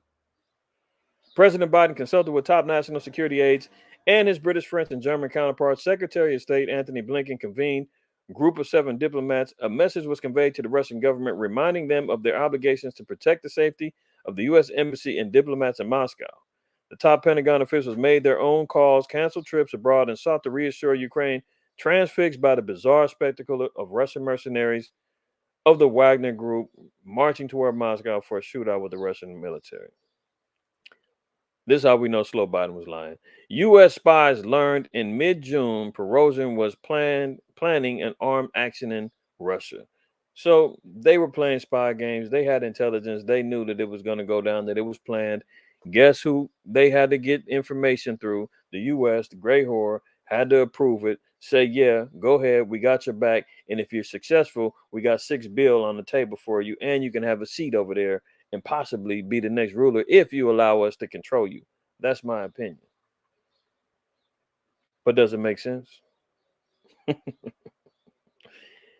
So U.S. had information and intelligence in mid-June that this was going to go down. But Slow Biden was quick to jump out there. We didn't have anything to do with that, just in case you're wondering. That's personal over there. Russia, make sure that you take care of our embassies over there because, you know, that we've got an agreement. Come on. So U.S. spy agencies picked up intelligence in mid-June indicating the Wagner mercenary chief Yevgeny Prigozhin was planning armed action against the Russian defense establishment, which has long accused of bungling the war in Ukraine and urgently informed the White House and other government agencies. So they were caught off guard, several U.S. officials said Saturday. The exact nature and the timing of Prigozhin's plans were not clear until shortly before the stunning takeover of the military command and tank run toward Moscow on Friday and Saturday. Anyway, believe that if you want to. Let's continue. After Ukraine failed to capitalize on the Wagner turmoil, the U.S. sends $500 million more in weapons to Ukraine. Isn't that nice? So one thing failed. Guess what? We got more money. Go ahead. We'll send you $500 million more in weapons, man. Hold it down, Ukraine. We're going to send some more troops and some more training over there to hopefully this will be the thing that we can get the turnover, man. They tried a coup. They trying everything, man. Eventually, man, Russia's got to push the panic button and say, I'm sick of this. NATO and the West keep, interfering in this. We already know World War III done already started, man. Depleted uranium is being used, so radioactive armaments are being used. And they, from what I was seeing online, that was one of the reasons that the chief of the Wagner group was pissed off because he was like, man, Putin is moving too slow. He's acting too soft, man. I'm out here losing some men. We done gained some grounds over here. We got, I think it's 5 different provinces that have agreed to slide on over with Russia, man. We need to just go ahead on and end this. And Putin's like, man, come on. I'm trying to be diplomatic. I'm trying not to lay down the full Mountie and go scorch earth on this whole thing. So let me try to figure it out. And he got impatient and try to, push the issue, and he got humbled. So now the U.S. said, oh, well, Ukraine, they wasn't able to capitalize on that chess move we tried to do. Let's just send them some more money. $500 million more in weapons. Hopefully they can use that. Has Putin's general Armageddon gone missing? So now they're saying that the general that, tried to initiate the whole quote unquote coup can't be found. But they all said that the president of Belarus is the one who organized the whole little conference call and got the 2 ex-friends or the 2 friends to kiss and make up. And he's hanging in Belarus now. He basically said, man, I'll take care of him, Putin. Calm down. You know how he gets. That's why they call him General Armageddon. Sometimes he go ballistic. Well, I'll calm him down. I'll keep him over here. So they, they acting like he's missing. Maybe he got assassinated. This is the type of headlines, man, that they be trying to utilize for foolishness. But we take it for what it's worth. China backs Russia's national stability as diplomats meet. So China made it clear. Oh, they trying to coup? Well, we got their back. China is in favor of national stability. So this, read between the lines, they're not going to allow their white zaddy, Russia, to fold or crumble. They want to keep Russia stable. So the actions by the West and NATO, they're not going to allow that to happen to try to destroy Russia. China is going to be in the mix to keep it stable. Read between the lines. Paris suburbs erupt in violent protests after police kill a teenager. Paris, man, they be talking about the French is soft over there. I mean, you can have your, thoughts on that. But one thing's for sure, two things for certain, man. They've been over there turning up with rioting since 2019 and maybe before that. With the health scare, then they start still turning up about the Social Security issue. Now the police done shot a cat in the street. One dude, man. All of Paris is turning up. They just called in. I think they said like 50,000 troops. I mean, police and troops to try to quell the city down. Things on fire, man. Buildings getting jacked up, man. People riding, acting a fool in the streets. Complete unrest. 2 Ezra 9, verse 1. He answered me then and said, measure thou the time diligently in the time in itself, and when thou seest part of the signs pass, which I have told thee before, then shalt thou understand that it is the very same time wherein the highest will begin to visit the world which he made. Therefore, when there shall be seen earthquakes and uproars of the people in the world, are we not seeing that? I think so. And it's been going on heavy over there in Paris, man. So much for quote unquote gay Paris, because they getting it in over there, and it's collapsing. They having a lot of issues, man, with the so-called migrant population over there, and that's what happens when they see what happens over here.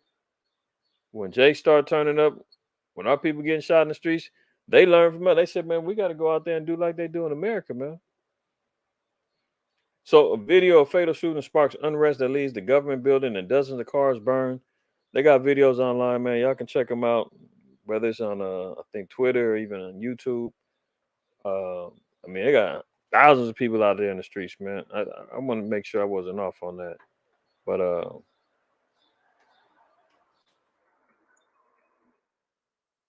gonna just say 10,000.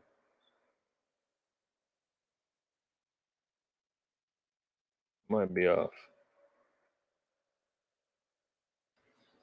You see this? French riots. What to know as hundreds of police are injured, thousands are arrested.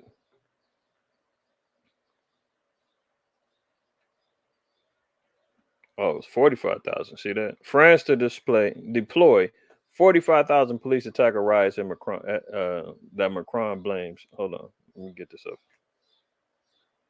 They say it's on because of video games. France to deploy 45,000 police to tackle riots that Macron blames on video games, with some Paris streets to be evacuated. So you're looking at evacuations, 45,000 troops. I mean, it's only a matter of time, man, before they even initiate martial law. They're gonna have to, man. The streets of Paris is all ran down now. You see this? Now I haven't seen who the kid was, but I guarantee you it was probably a Jake or a or one of them quote unquote migrants. It wouldn't surprise me, man, because if anybody knows the identity or seen the kid that got shot, let me know. Put it in the chat. I'll double back and check it in a minute. But yeah, protests and civil unrest going on right now in Paris as we speak. Now look at this. I hope y'all stop shopping at Target by now. I don't know.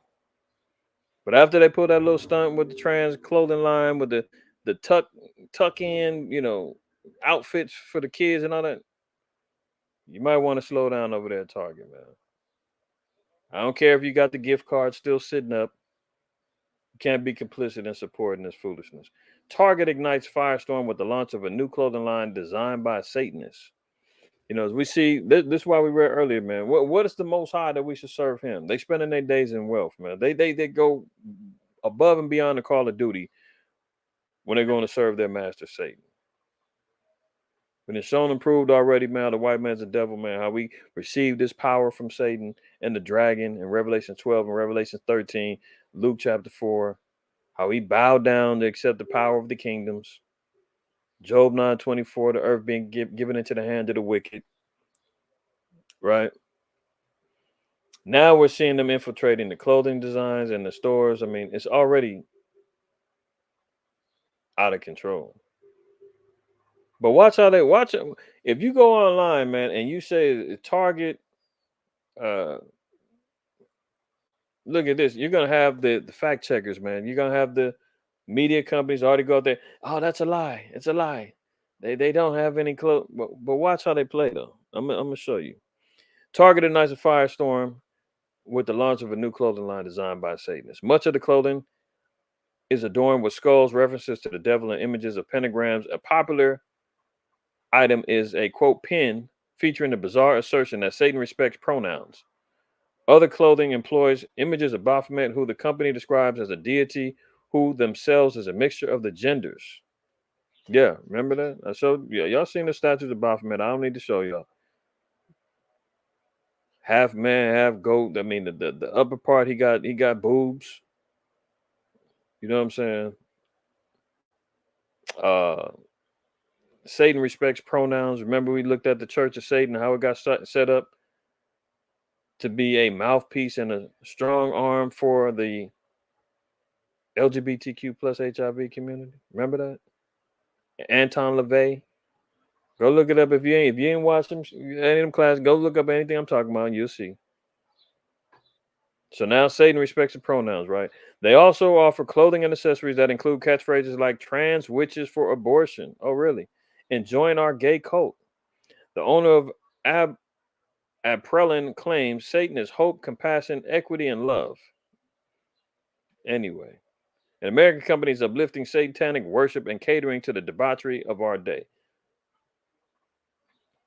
So, first thing I looked up, here comes the fact checkers. Oh no, that's a lie. The UK designer Satanic Apparel is not part of Target's Pride collection. Notice what it said, not part of Target's Pride collection. Oh, okay. Now notice it says satanic themed shirts and pins from a London-based designer are part of Target's line of merchandise celebrated by the LGBTQ plus community. That's the claim. Now the AP, their assessment is, oh, that's false. While some items made by the brand Aprelin were among those featured by the big box retailer as part of its Pride Month collection, none of the items bore satanic imagery. The 3 items featured had images of UFOs and planets instead. Let's go back over here.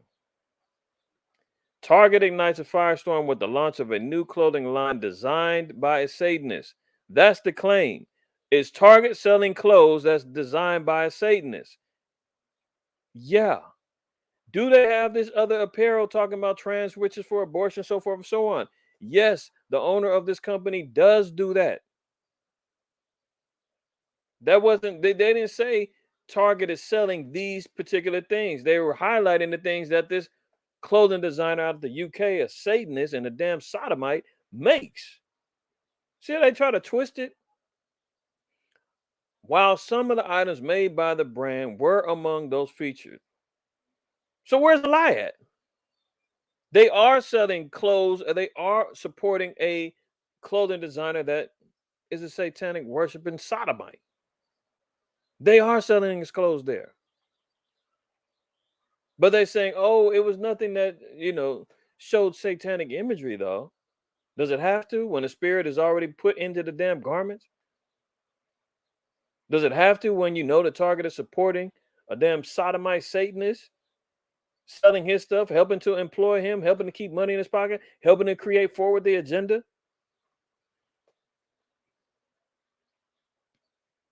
Social media users are claiming Target is selling LGBTQ plus pride apparel with this decidedly satanic vibe.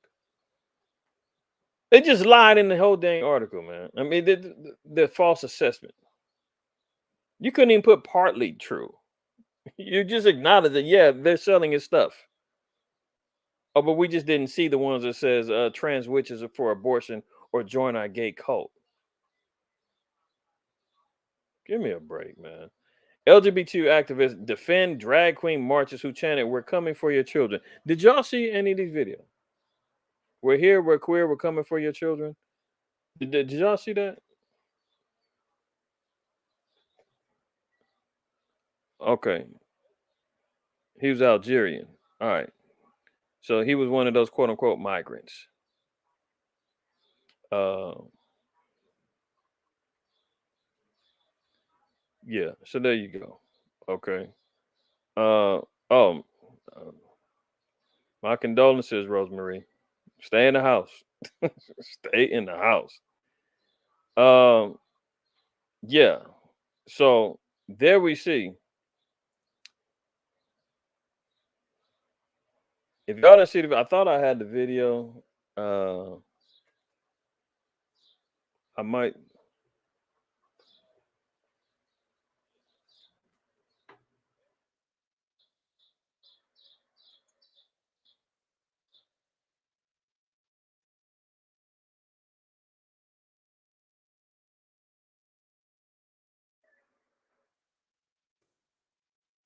Let me see.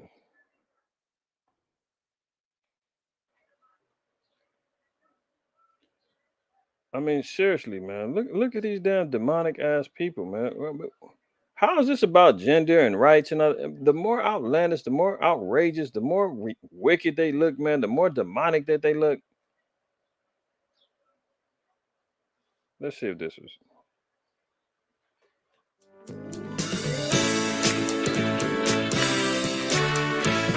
No extras. No You never know what tomorrow will bring.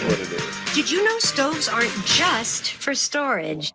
LGBTQ activists defended drag queen marchers who chanted, "We're coming for your children," a chant they claim has been used for years, according to a report. NBC News published a story Tuesday on how LGBTQ activists claim the chant, which was recorded at the New York City Drag Queen Parade in June, was taken out of context. "It's all just words," Brian Griffin, the original organizer of the New York City Drag Queen Parade, told NBC I News. just want to see the damn video. But if y'all didn't see it, man, I mean, look at this. They're flooding the streets. They're out like damn a horde of roaches about to swarm on some damn food, man. I mean, they're out swarming the streets. Talking about, "We're here, we're queer, we're coming for your children." And then they said, "Oh, we've always been saying that." That's the problem. Oh, it's just words. Really? I can't tell when you're seeing the actions being done with the drag time drag queens reading to your kids books that's in the school systems. I can't tell when you got teachers spying on kids, recruiting them into the LGBTQ plus clubs. I can't tell when you've got doctors and psychologists doing an hour and a half assessments and then telling the kids go get on hormone blockers and everything else. I can't tell when you know got Planned Parenthood infiltrating, handing out literature, spreading the message and the wicked gospel of the damn demonic cult known as the LGBTQ plus. It's beyond it's beyond all of that. They're trying to rearrange and change the moral laws, statutes, and commandments of the Most High, man, embracing the spirit of Sodom even more, which is only helping them to identify and helping us to identify even more who the scriptures was talking about in Revelation 11 and 8. So I can't find the video right now, man, but y'all can look it up on your own time if you haven't seen it already. But you just seen some of the pictures through that video of them marching through New York. I mean, they out there dancing, man. singing, talking about they coming for the kids. I mean, if that's not pedophile talk off the rip, and these are grown people, scantily clad, some of them nude, talking about we're coming for your children, man. Where else can you do that as a grown person, man? Talking about I'm coming for your kids with your damn rod hanging out or your titties out, talking about come give me your kids. Man, that's pedophilia all day. And they letting that slide. And the damn wicked ass mayor, wicked ass nigga, what's his name? Eric, whatever. He's out there in the damn streets with him waving the flags. LGBTQ activists defended drag queen marchers who chanted, "We're coming for your children," a chant they claim was been used for years. Yeah, that's the problem. NBC News published a story Tuesday on how LGBTQ activists claim the chant, which was recorded at the New York City Drag Queen Parade in June, was, quote, taken out of context. How? It's all just words. See, oh, it's all in fun. Yeah.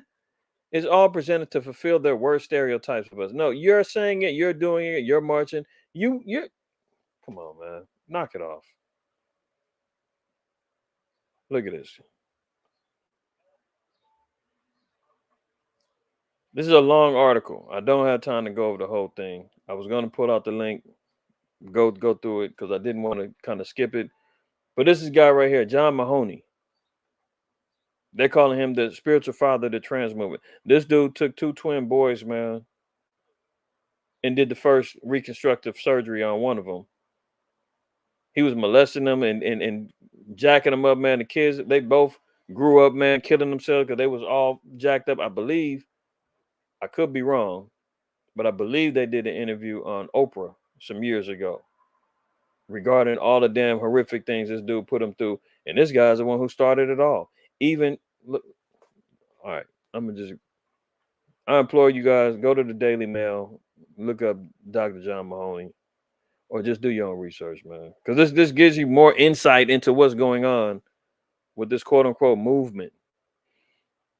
The spiritual father of the trans movement, Dr. John Mahoney, or John Money, has twisted experiment in the 1960s and the tragic deaths of the twin boys whose lives were ruined. How his harrowing true story is a cautionary tale for our times, writes Tom Letter. David Reamer, 38, used a shotgun to kill himself in a supermarket car park in 2004. David had been subjected to a cruel experiment by academic Dr. John Money. For help, call Samaritans for free.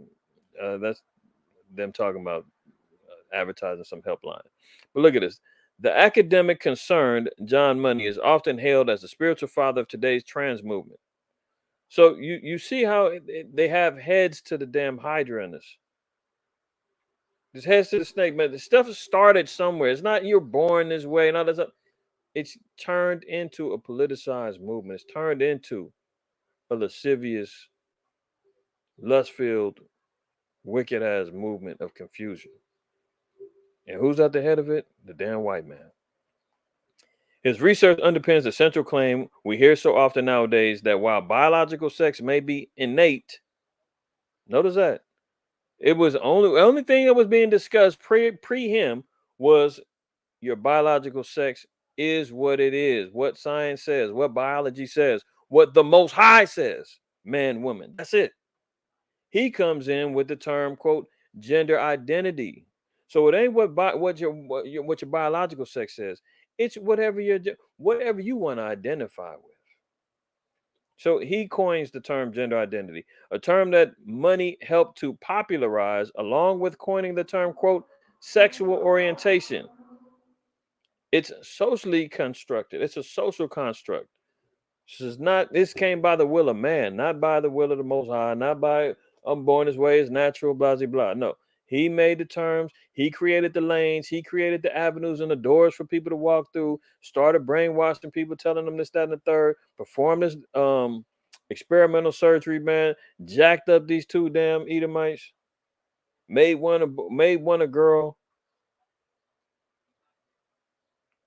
And I believe that in the article it said that the twins came in, their parents were concerned because they were having problems urinating or something. And this dude twisted it up and said, "Oh, it's because one's a girl and the other one's a boy, and we need to let me get this experiment going," and jacked them up, man. And the damn kids was traumatized their whole damn life. And they talked about how this dude was abusing them to the point, man, where the dude ended up killing himself. From this stems the great modern progressive dogma that sex is irrelevant, and what truly matters is which gender a person feels they are. So, do some research on Dr. John Money and what he's responsible for, and where we can see the roots of this movement happening right now. Most of the people running around here, man, out there parading around, they have no idea who this guy is and what went on.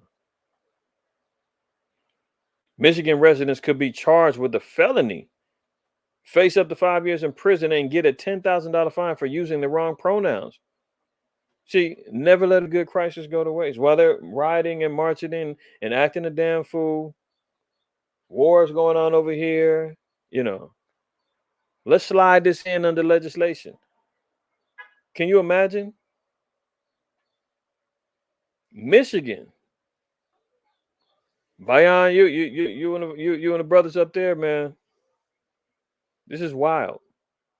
$10,000 fine and 5 years in prison if you use the wrong pronoun, man. If you don't acknowledge a person as a he or she or they or them, if you don't recognize it and not call them what they talking about, 5 years in prison and $10,000 fines under unconstitutional new bill critics say mocks the First Amendment.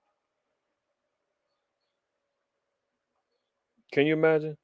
The Michigan House has approved a hate speech. It's not on the table. It's approved. HB 4474 that would criminalize causing someone to, quote, feel threatened by words. The bill aims to replace the current Ethnic Intimidation Act and includes sexual orientation and gender identity or expression as protected classes. Offenders could face up to 5 years in prison for the felony offense. It's a felony, not a misdemeanor. However, concerns have been raised about the lack of clear definition of, quote, harassment in the bill, leaving it open to interpretation. See, that's how the devil works. Devil's in the details. They can hit you for anything. It's not clear what they considered harassment or hate speech, or you didn't recognize somebody's gender, sexual orientation. I feel offended. Call the police because you didn't call me they.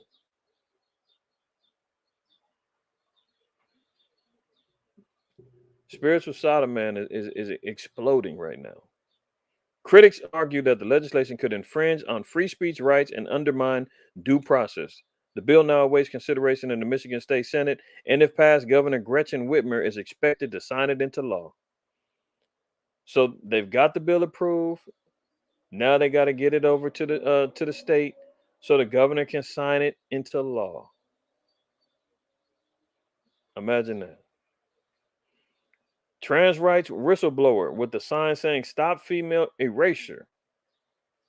Notice what I just said. She is a trans rights whistleblower. She used to be part of the cult. She used to be part of the situation.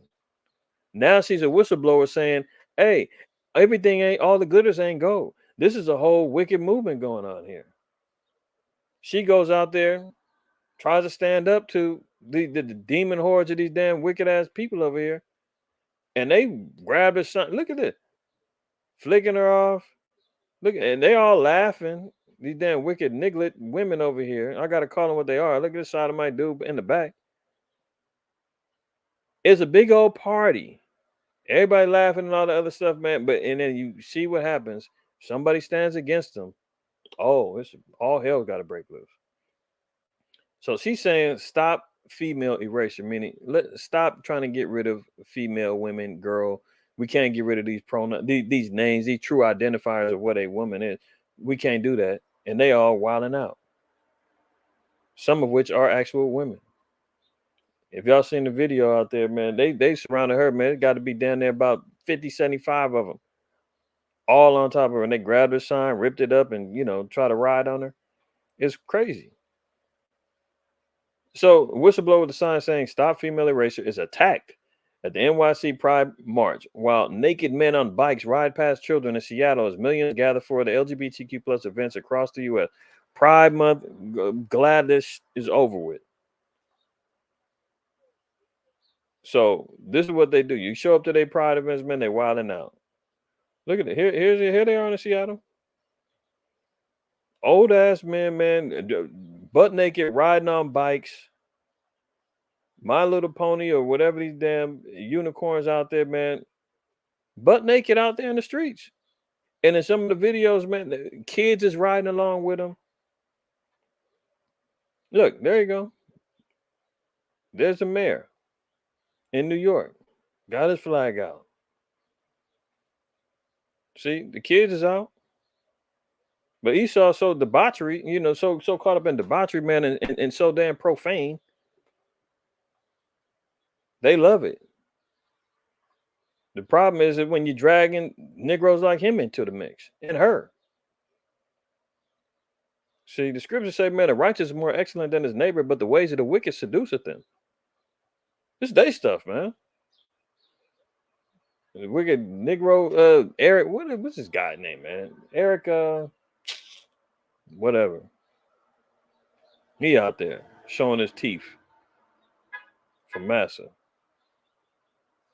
Look at it. LA's TikTok doctor for trans kids. LA's TikTok doctor, so that utilize social media to continue pushing these trending topics and pushing things that go viral. LA's TikTok doctor for trans kids as young as 7 admits that puberty blockers and hormones can cause bone disease and infertility at a private student seminar. So here she is, the queer MD. Dr. Erin Baroni styles herself as TikTok's queer MD and treats trans children. In a private online medical seminar, she acknowledged that there are drawbacks. Opinion is divided over whether trans kids do better with drugs or counseling. And they got a video of her like on a Zoom meeting talking to her constituents, and she tells them how dangerous the puberty blockers and the hormones are, causing bone disease and infertility. But she ain't talking about stopping. She ain't talking about taking them off the table. So these people, man, they lining them up, man, destroying them, and they don't even know until it's too damn late. But they so happy to go out and party in the streets and riding bikes naked and doing all this other folly. As they talking about, our rights are being taken away from us. We're being victimized. We're going to die if you don't, change the laws and let us be, let men walk into women's bathrooms. And if you don't let us, compete against each men compete against women in sports and beating them up in boxing rings and UFC events and, gymnastics and swimming. And if you don't let us do this, if you don't let us, push this agenda onto your kids, we're going to kill ourselves. We don't have no power. I can't tell. Delaware lawmaker aims to be the first openly transgender House member. Isn't the whole Secretary of Health is a transformer? It's over 200 some odd LGBTQ plus people in political offices. They're coming. They're pushing the issue, man. I said this years ago. Allah died is my witness, amongst others who were sitting in the class when I did this. Over 10 years ago, at least. I said, this is where we're headed. This is what's going to happen. They're coming. They're going to try to take over. The agenda is going to be moved. The goalposts are getting moved towards these people rising up. So here they go.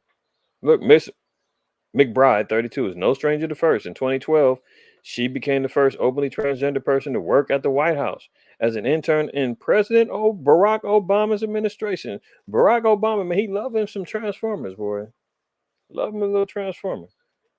Same-sex marriage signed under Obama. Obama's the one pushing up the main issue, man. And slow Biden and the Clintons and everybody else rides right along with it. She won her Wilmington-based state Senate seat in 2020 with more than 70% of the general election vote. 70% says come on in. becoming the first openly transgender legislator in that position nationwide, and ran unopposed for a second term last year. So they've got representation in these House seats. They got representation in the White House in these political offices. What are they talking about? It's the whole reason why they're allowed to go out there and do the stuff that they're doing.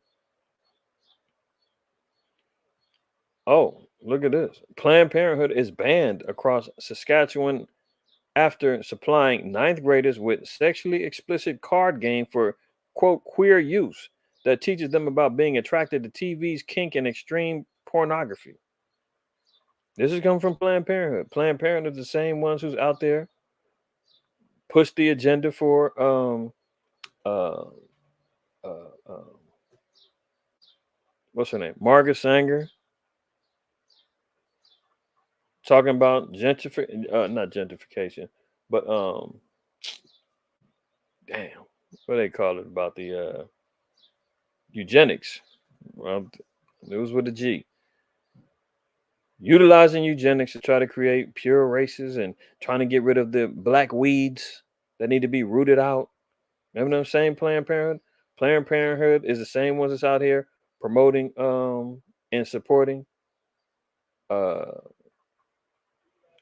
transformer gender drugs, all this other stuff, man. And now here you see them here. Ninth graders are getting supplied with explicit card games for queer use and teaching them to be attracted to TVs and kink and extreme porn. They had to be banned in Saskatchewan. I believe it's in Canada. But they're on the move. See, look at this. Slow Biden. Supreme Court strikes down Biden's $400 billion student loan forgiveness. 6 justices rule president does not have an authority to cancel debt of millions in the landmark ruling. But he utilized that too, man, to get everybody to vote for him. He wanted to come up, let me back in, give me the power of the House. The Republican primary, the political primaries last year. Wasn't he telling everybody, let me in, and I'll make sure that your student loans are forgiven. 10,000 for you, 25,000 for you. Knew damn well he couldn't do that, man. Now they double back and said, man, the money is due next month. We know the classic. Look at it.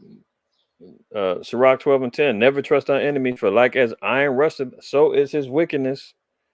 Continue on. It says, though he humble himself and go crouching, yet take good heed and beware of him.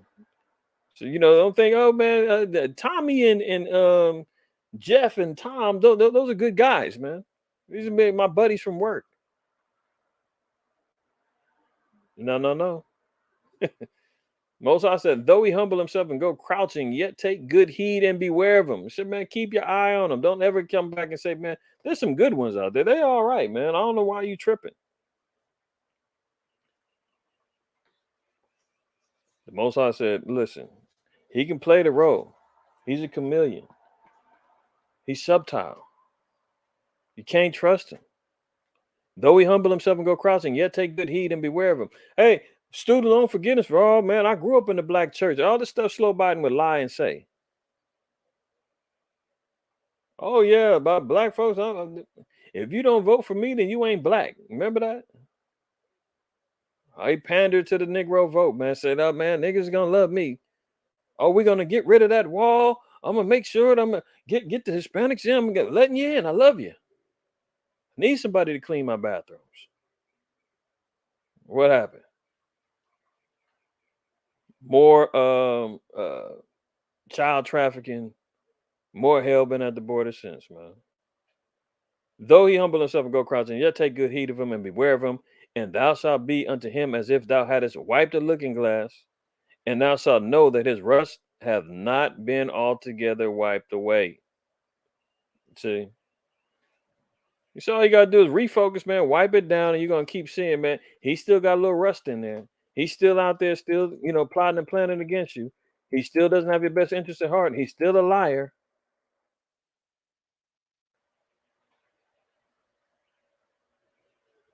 Look at Job 20:11, speaking about the wicked. So his bones are full of the sin of his youth, which shall lie down with him in the dust. Though wickedness be sweet in his mouth, though he hide it under his tongue. You know that? When he speaketh fair, believe him not. Because the 7 abominations in his heart. It said wickedness is sweet in his mouth, but he's going to hide it under his tongue. He utilizes lies and wickedness, man. Psalms 58 tell you that the wicked, as soon as they be born, come speaking lies. He can't help himself. Even though wickedness is sweet in his mouth, he's going to hide it under his tongue.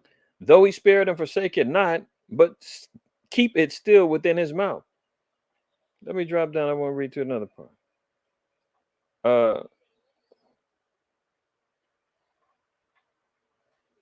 See this? It says, because he have oppressed and forsaken the poor, because he have violently taken away a house which he buildeth not. Who did that? The so-called white man came and stole every damn thing that he got. Where's the other one? I'm missing. Is it 20? Here you go, verse 10. It says, his children shall seek to please the poor, and his hands shall restore their goods. So white guilt is going to play a whole role in confusing the so-called blacks, Native Americans, and Hispanics about what role do they play in your lives, man. I'll give you a quick little testimony. I remember I was living far out in Canyon Country at the time, and driving home from work, my car breaks down, traffic galore. I took the streets because the freeways was blocked up. It was ridiculous. Took me, I think about 3-4 hours to get home. Normal commute, about 30 minutes, right? I'm pulled on the side, stalled out. I'd already called AAA. You know that the only people, and maybe it was only maybe about 2, if I can remember, 2, maybe 3, that stopped, pulled up, rolled down their windows. White folks. Are you okay? Hey, did you call anybody? You got a tow truck? Everything all right? Only ones. If I was some naive, Negro that didn't understand how the spirit works and how the Most High sends and utilizes folks, I would be thinking, man, why these Israelites keep talking about the white man's way? My best friend was white. Man, the only person that helped me when I was down and out was a white man. Blah, blah, blah, blah, blah.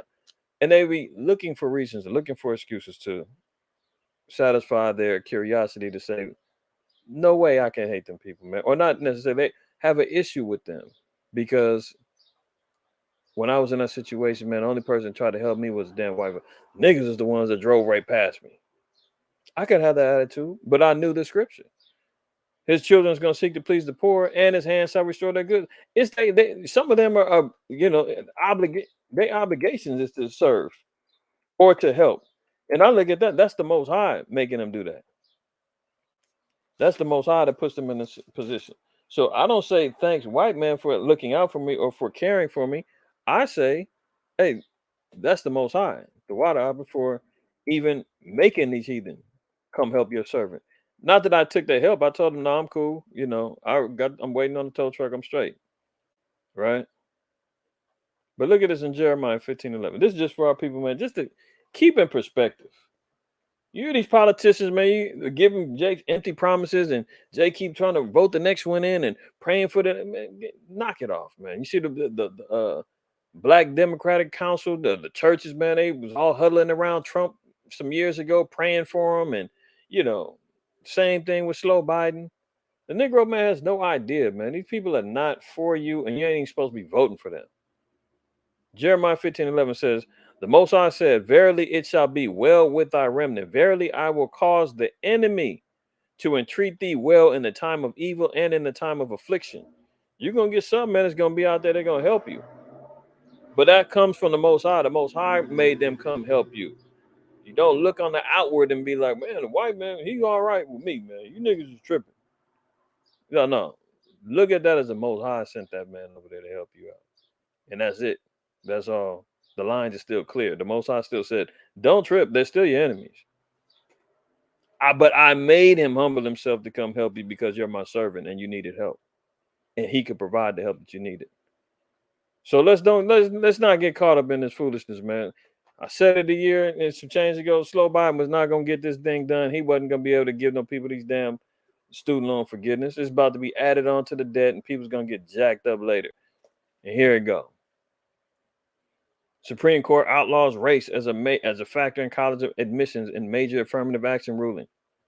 Justices vote 6-3 to Harvard and UNC programs unconstitutional. So now they taking affirmative action away. Remember, that used to be something that Jake used to stand on. I know back in like the 90s, and when Jake was teaching, we'd be like, man, name one good thing the white man did. And it'd be some old goofy buck-tooth Negro pop out. Affirmative action. He affirmative action, man. You saying what? You trying to tell me, man, that he has to qualify you as a token to fulfill his obligations, man? If he didn't have to, he wouldn't deal with you. They do the same thing in sports in the NFL. They made it a law now within the NFL with the football league that they have to interview quote unquote minorities. That doesn't mean that they don't keep rotating the same white coaches all around the damn league. A coach could have went 2-20, but he's gonna get a job before a black coach who's been on a staff of an undefeated team and played an integral role in managing the talent. Jake there come from that reputation. He goes to interview for the same job as a damn white man who's got a losing record his whole damn career. The white man's gonna get that job. But because they needed to fulfill the Rooney rule is what they call it. Oh, I got to take this interview with this nigga. But don't worry, Tom, I got you. You got the job, but I'm gonna go interview this nigga anyway. That just happened to a brother. I forgot he was coaching for the Miami Dolphins. He lost, he got fired or whatever, and he went for a job with some other team, and he had got I think him and the other guy is another guy. It was both of them name was Brian, I believe. He had got a text from the head coach of the Patriots and was like, man, congratulations, I heard you're the guy, blah blah blah blah. And he was like, oh yeah, thanks, man, appreciate it, blah blah blah blah blah. I ain't even heard yet. And he was like, oh, oops, the wrong Brian. Hey, but hold it down anyway, man. Good job. And the guy, the Jake ended up suing the league because he found out that he was just a token interview, and they didn't intend on hiring him. They had already had the decision already understood. See, so now that they taking that off the table, man, what's Negroes going to do now? Affirmative actions out the door now. In particular, with education, with colleges. It's only a matter of time before they filter it into the job systems too. See? So, man, white man gives and he takes away, man, all the time. Living in the red, average American has over 54. Excuse me. Living in the red, average American has over $54,000 worth of debt, man. $54,000 a day. Can you imagine? It says the people's biggest debt hurdles include credit card debt, 57%, mortgages, automobile loans, and medical debt. And you might as well add on student loan debt to that too now. So the $54,000 average debt of an American is more than that now. And the biggest culprit is credit cards. But that's what ends up happening, man. When we learn from our oppressor to live off of debt. America's in, $31+ trillion in debt. Can't pay off his debt. We just seen last month they were trying to figure out how they was gonna pay their bills with the debt ceiling. So what do? We rob Peter to pay Paul. Oh, I got a MasterCard here. Discover that. I remember when I was a freshman going to college, man. They had a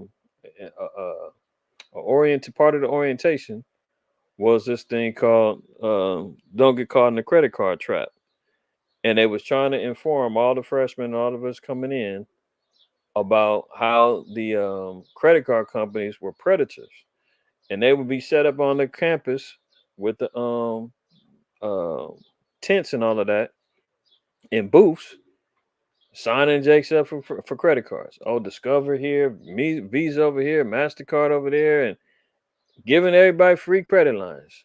You know, yeah, they tell you, yeah, you got to establish your credit, man, blah, blah, blah, blah, blah.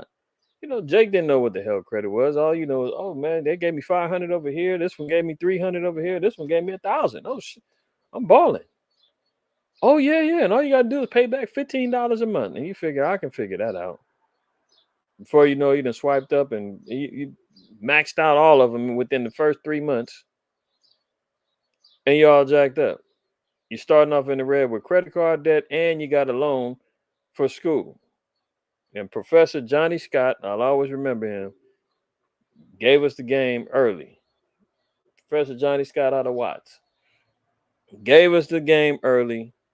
And I try to learn from that example. It helped, but it didn't, because eventually Jay got jacked up anyway.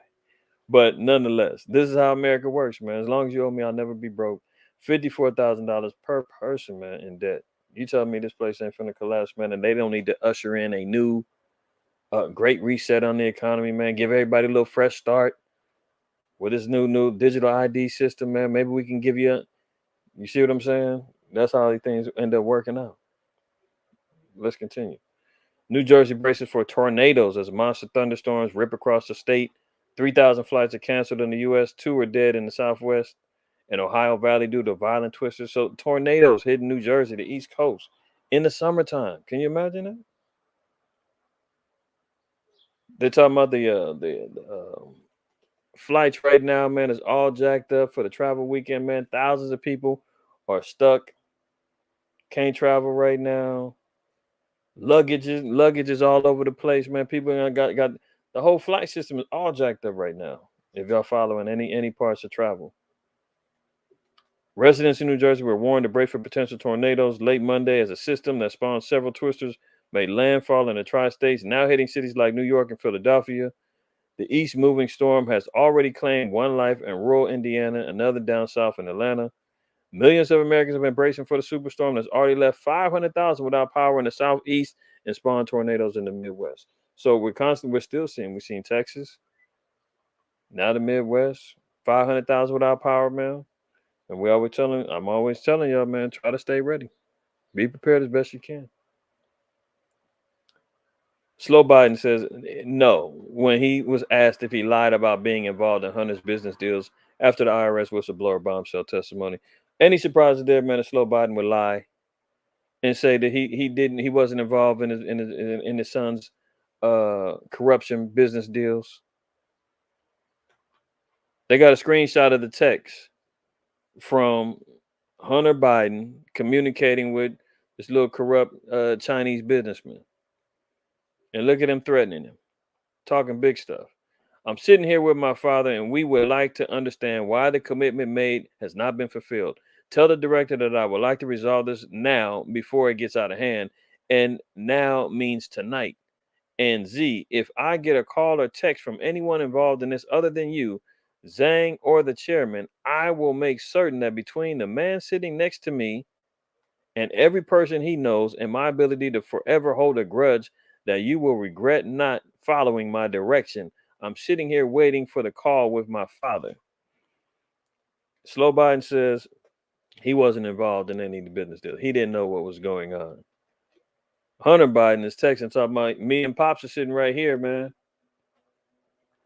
And he's willing to use all his resources and his people's to get on your head if you don't do what we tell you to do. Now, could he been lying and just saying that he was with his dad just to make the threat?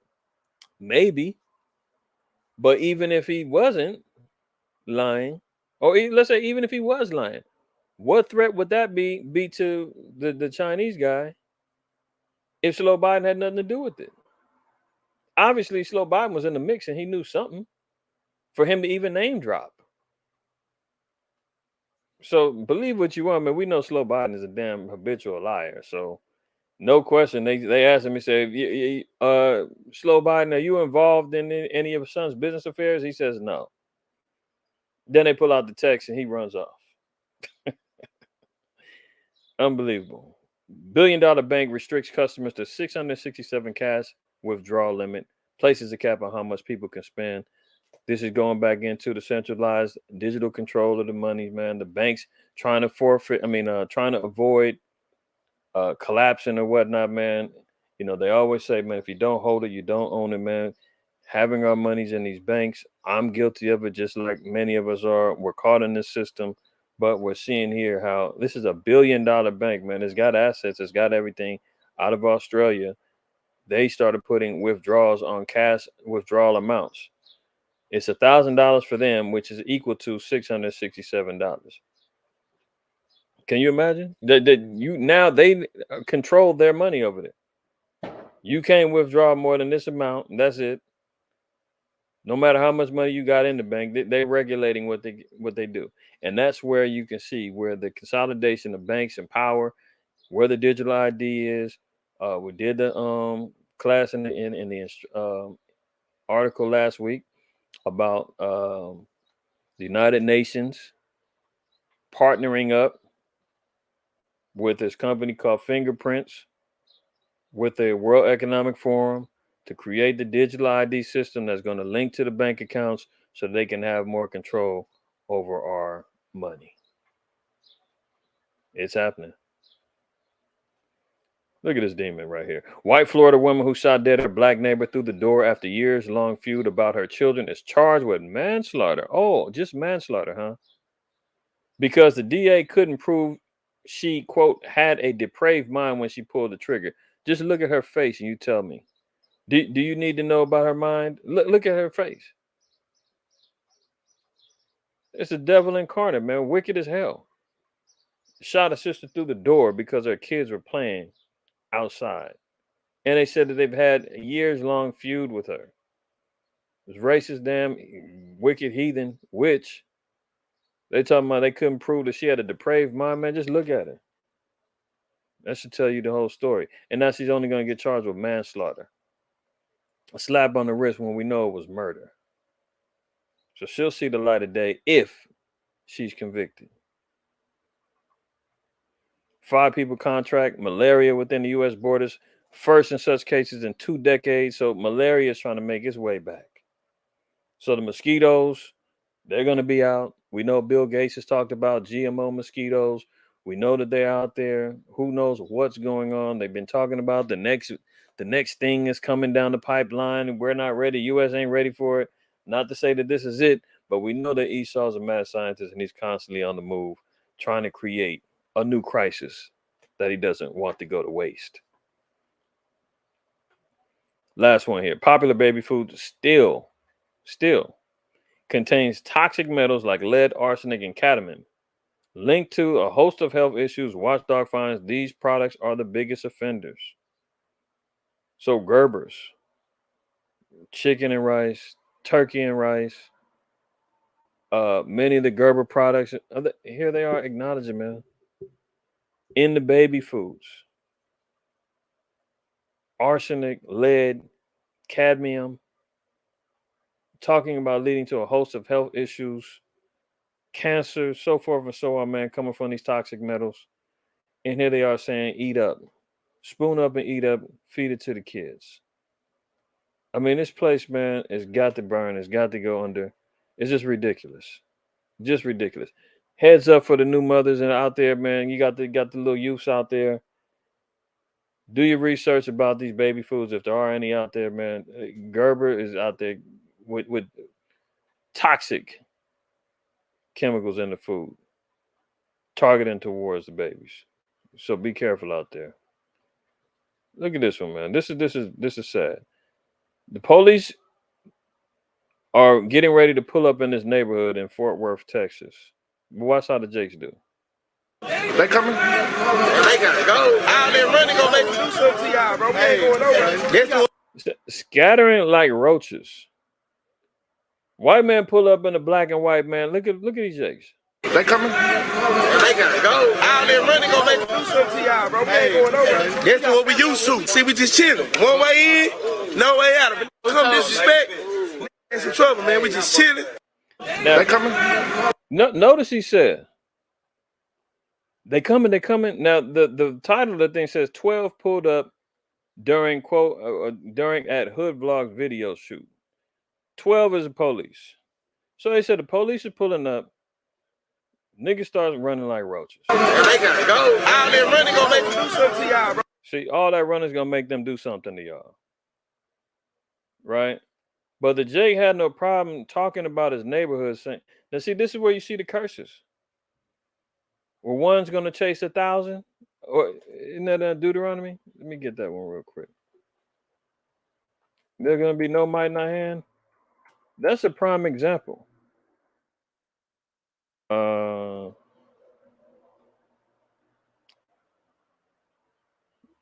Let me see real quick. It was early in the verse.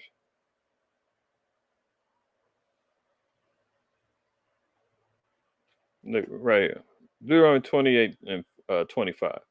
The Most High shall cause thee to be smitten before thy enemies. Thou shalt go out one way against them and flee 7 ways before them, and thou shalt be removed into all the kingdoms of the earth. So we're going to be scattered into all the kingdoms of the earth. But when the enemies roll up, we're going to flee 7 ways before them. That's one of the curses, right? The problem is,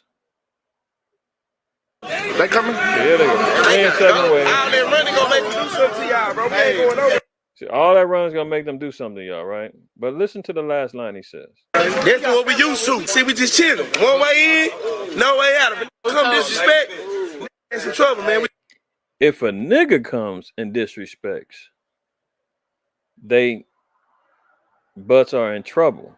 See, if another Jake go in there, oh, they're not running. They're gonna kill the Jake. They're gonna wild out on the brother. Police pull in there, they running like scattered like roaches with the lights on. That's the problem with our people, man. The self-hate, the desire to kill one another, man, is just unbelievable. But that's just a testimony just to see. You know. Police pull up, man, niggas running all over the place. Brother comes up, man, he come in disrespect, nigga gonna get handled. Like, come on, man. We got to do better, Israel. We really do. It's only a testimony, man, to see how bad it's gone. Hey, throw out a Jeff. Brian Flores, that's it. That's the brother. Yeah. The coach from they used to coach for the Dolphins.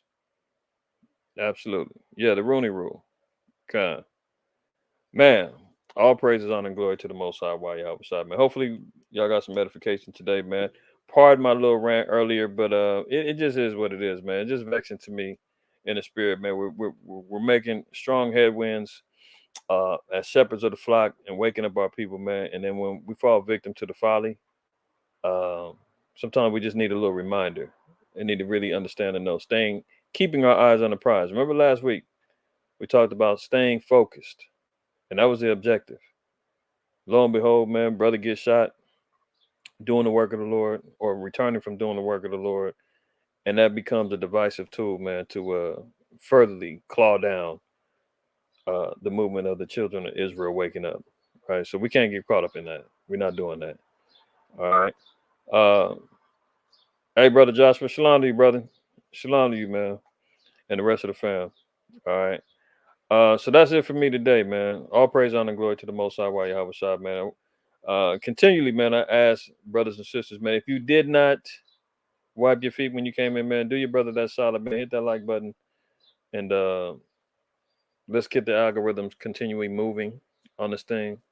I appreciate it, man. I couldn't remember that dude's last name for nothing, man. Eric Adams, man, the damn wicked big tooth Negro over there in New York, man, waving around his little pride flag, supporting the folly, man. Shame on him. Shame on him, man. But nonetheless, Lord willing.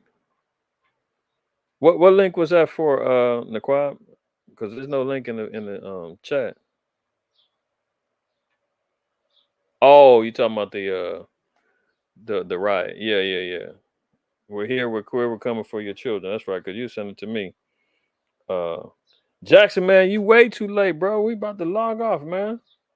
That's all right, good brother. It's all right, brother. You catch up on the replay, man. Just go on and play it back. It's all good. It's all good, man. Appreciate you checking in, though. All right. But yeah, man. So you see what's out there. You see what we're facing. You see the obstacles that's ahead, the stumbling blocks that's trying to get laid out before us, man. Don't trip, don't fall, don't stumble, man. Stand strong, 10 toes down for the Lord, man. Fear the Most High. Keep the commandments. Don't shoot the messenger.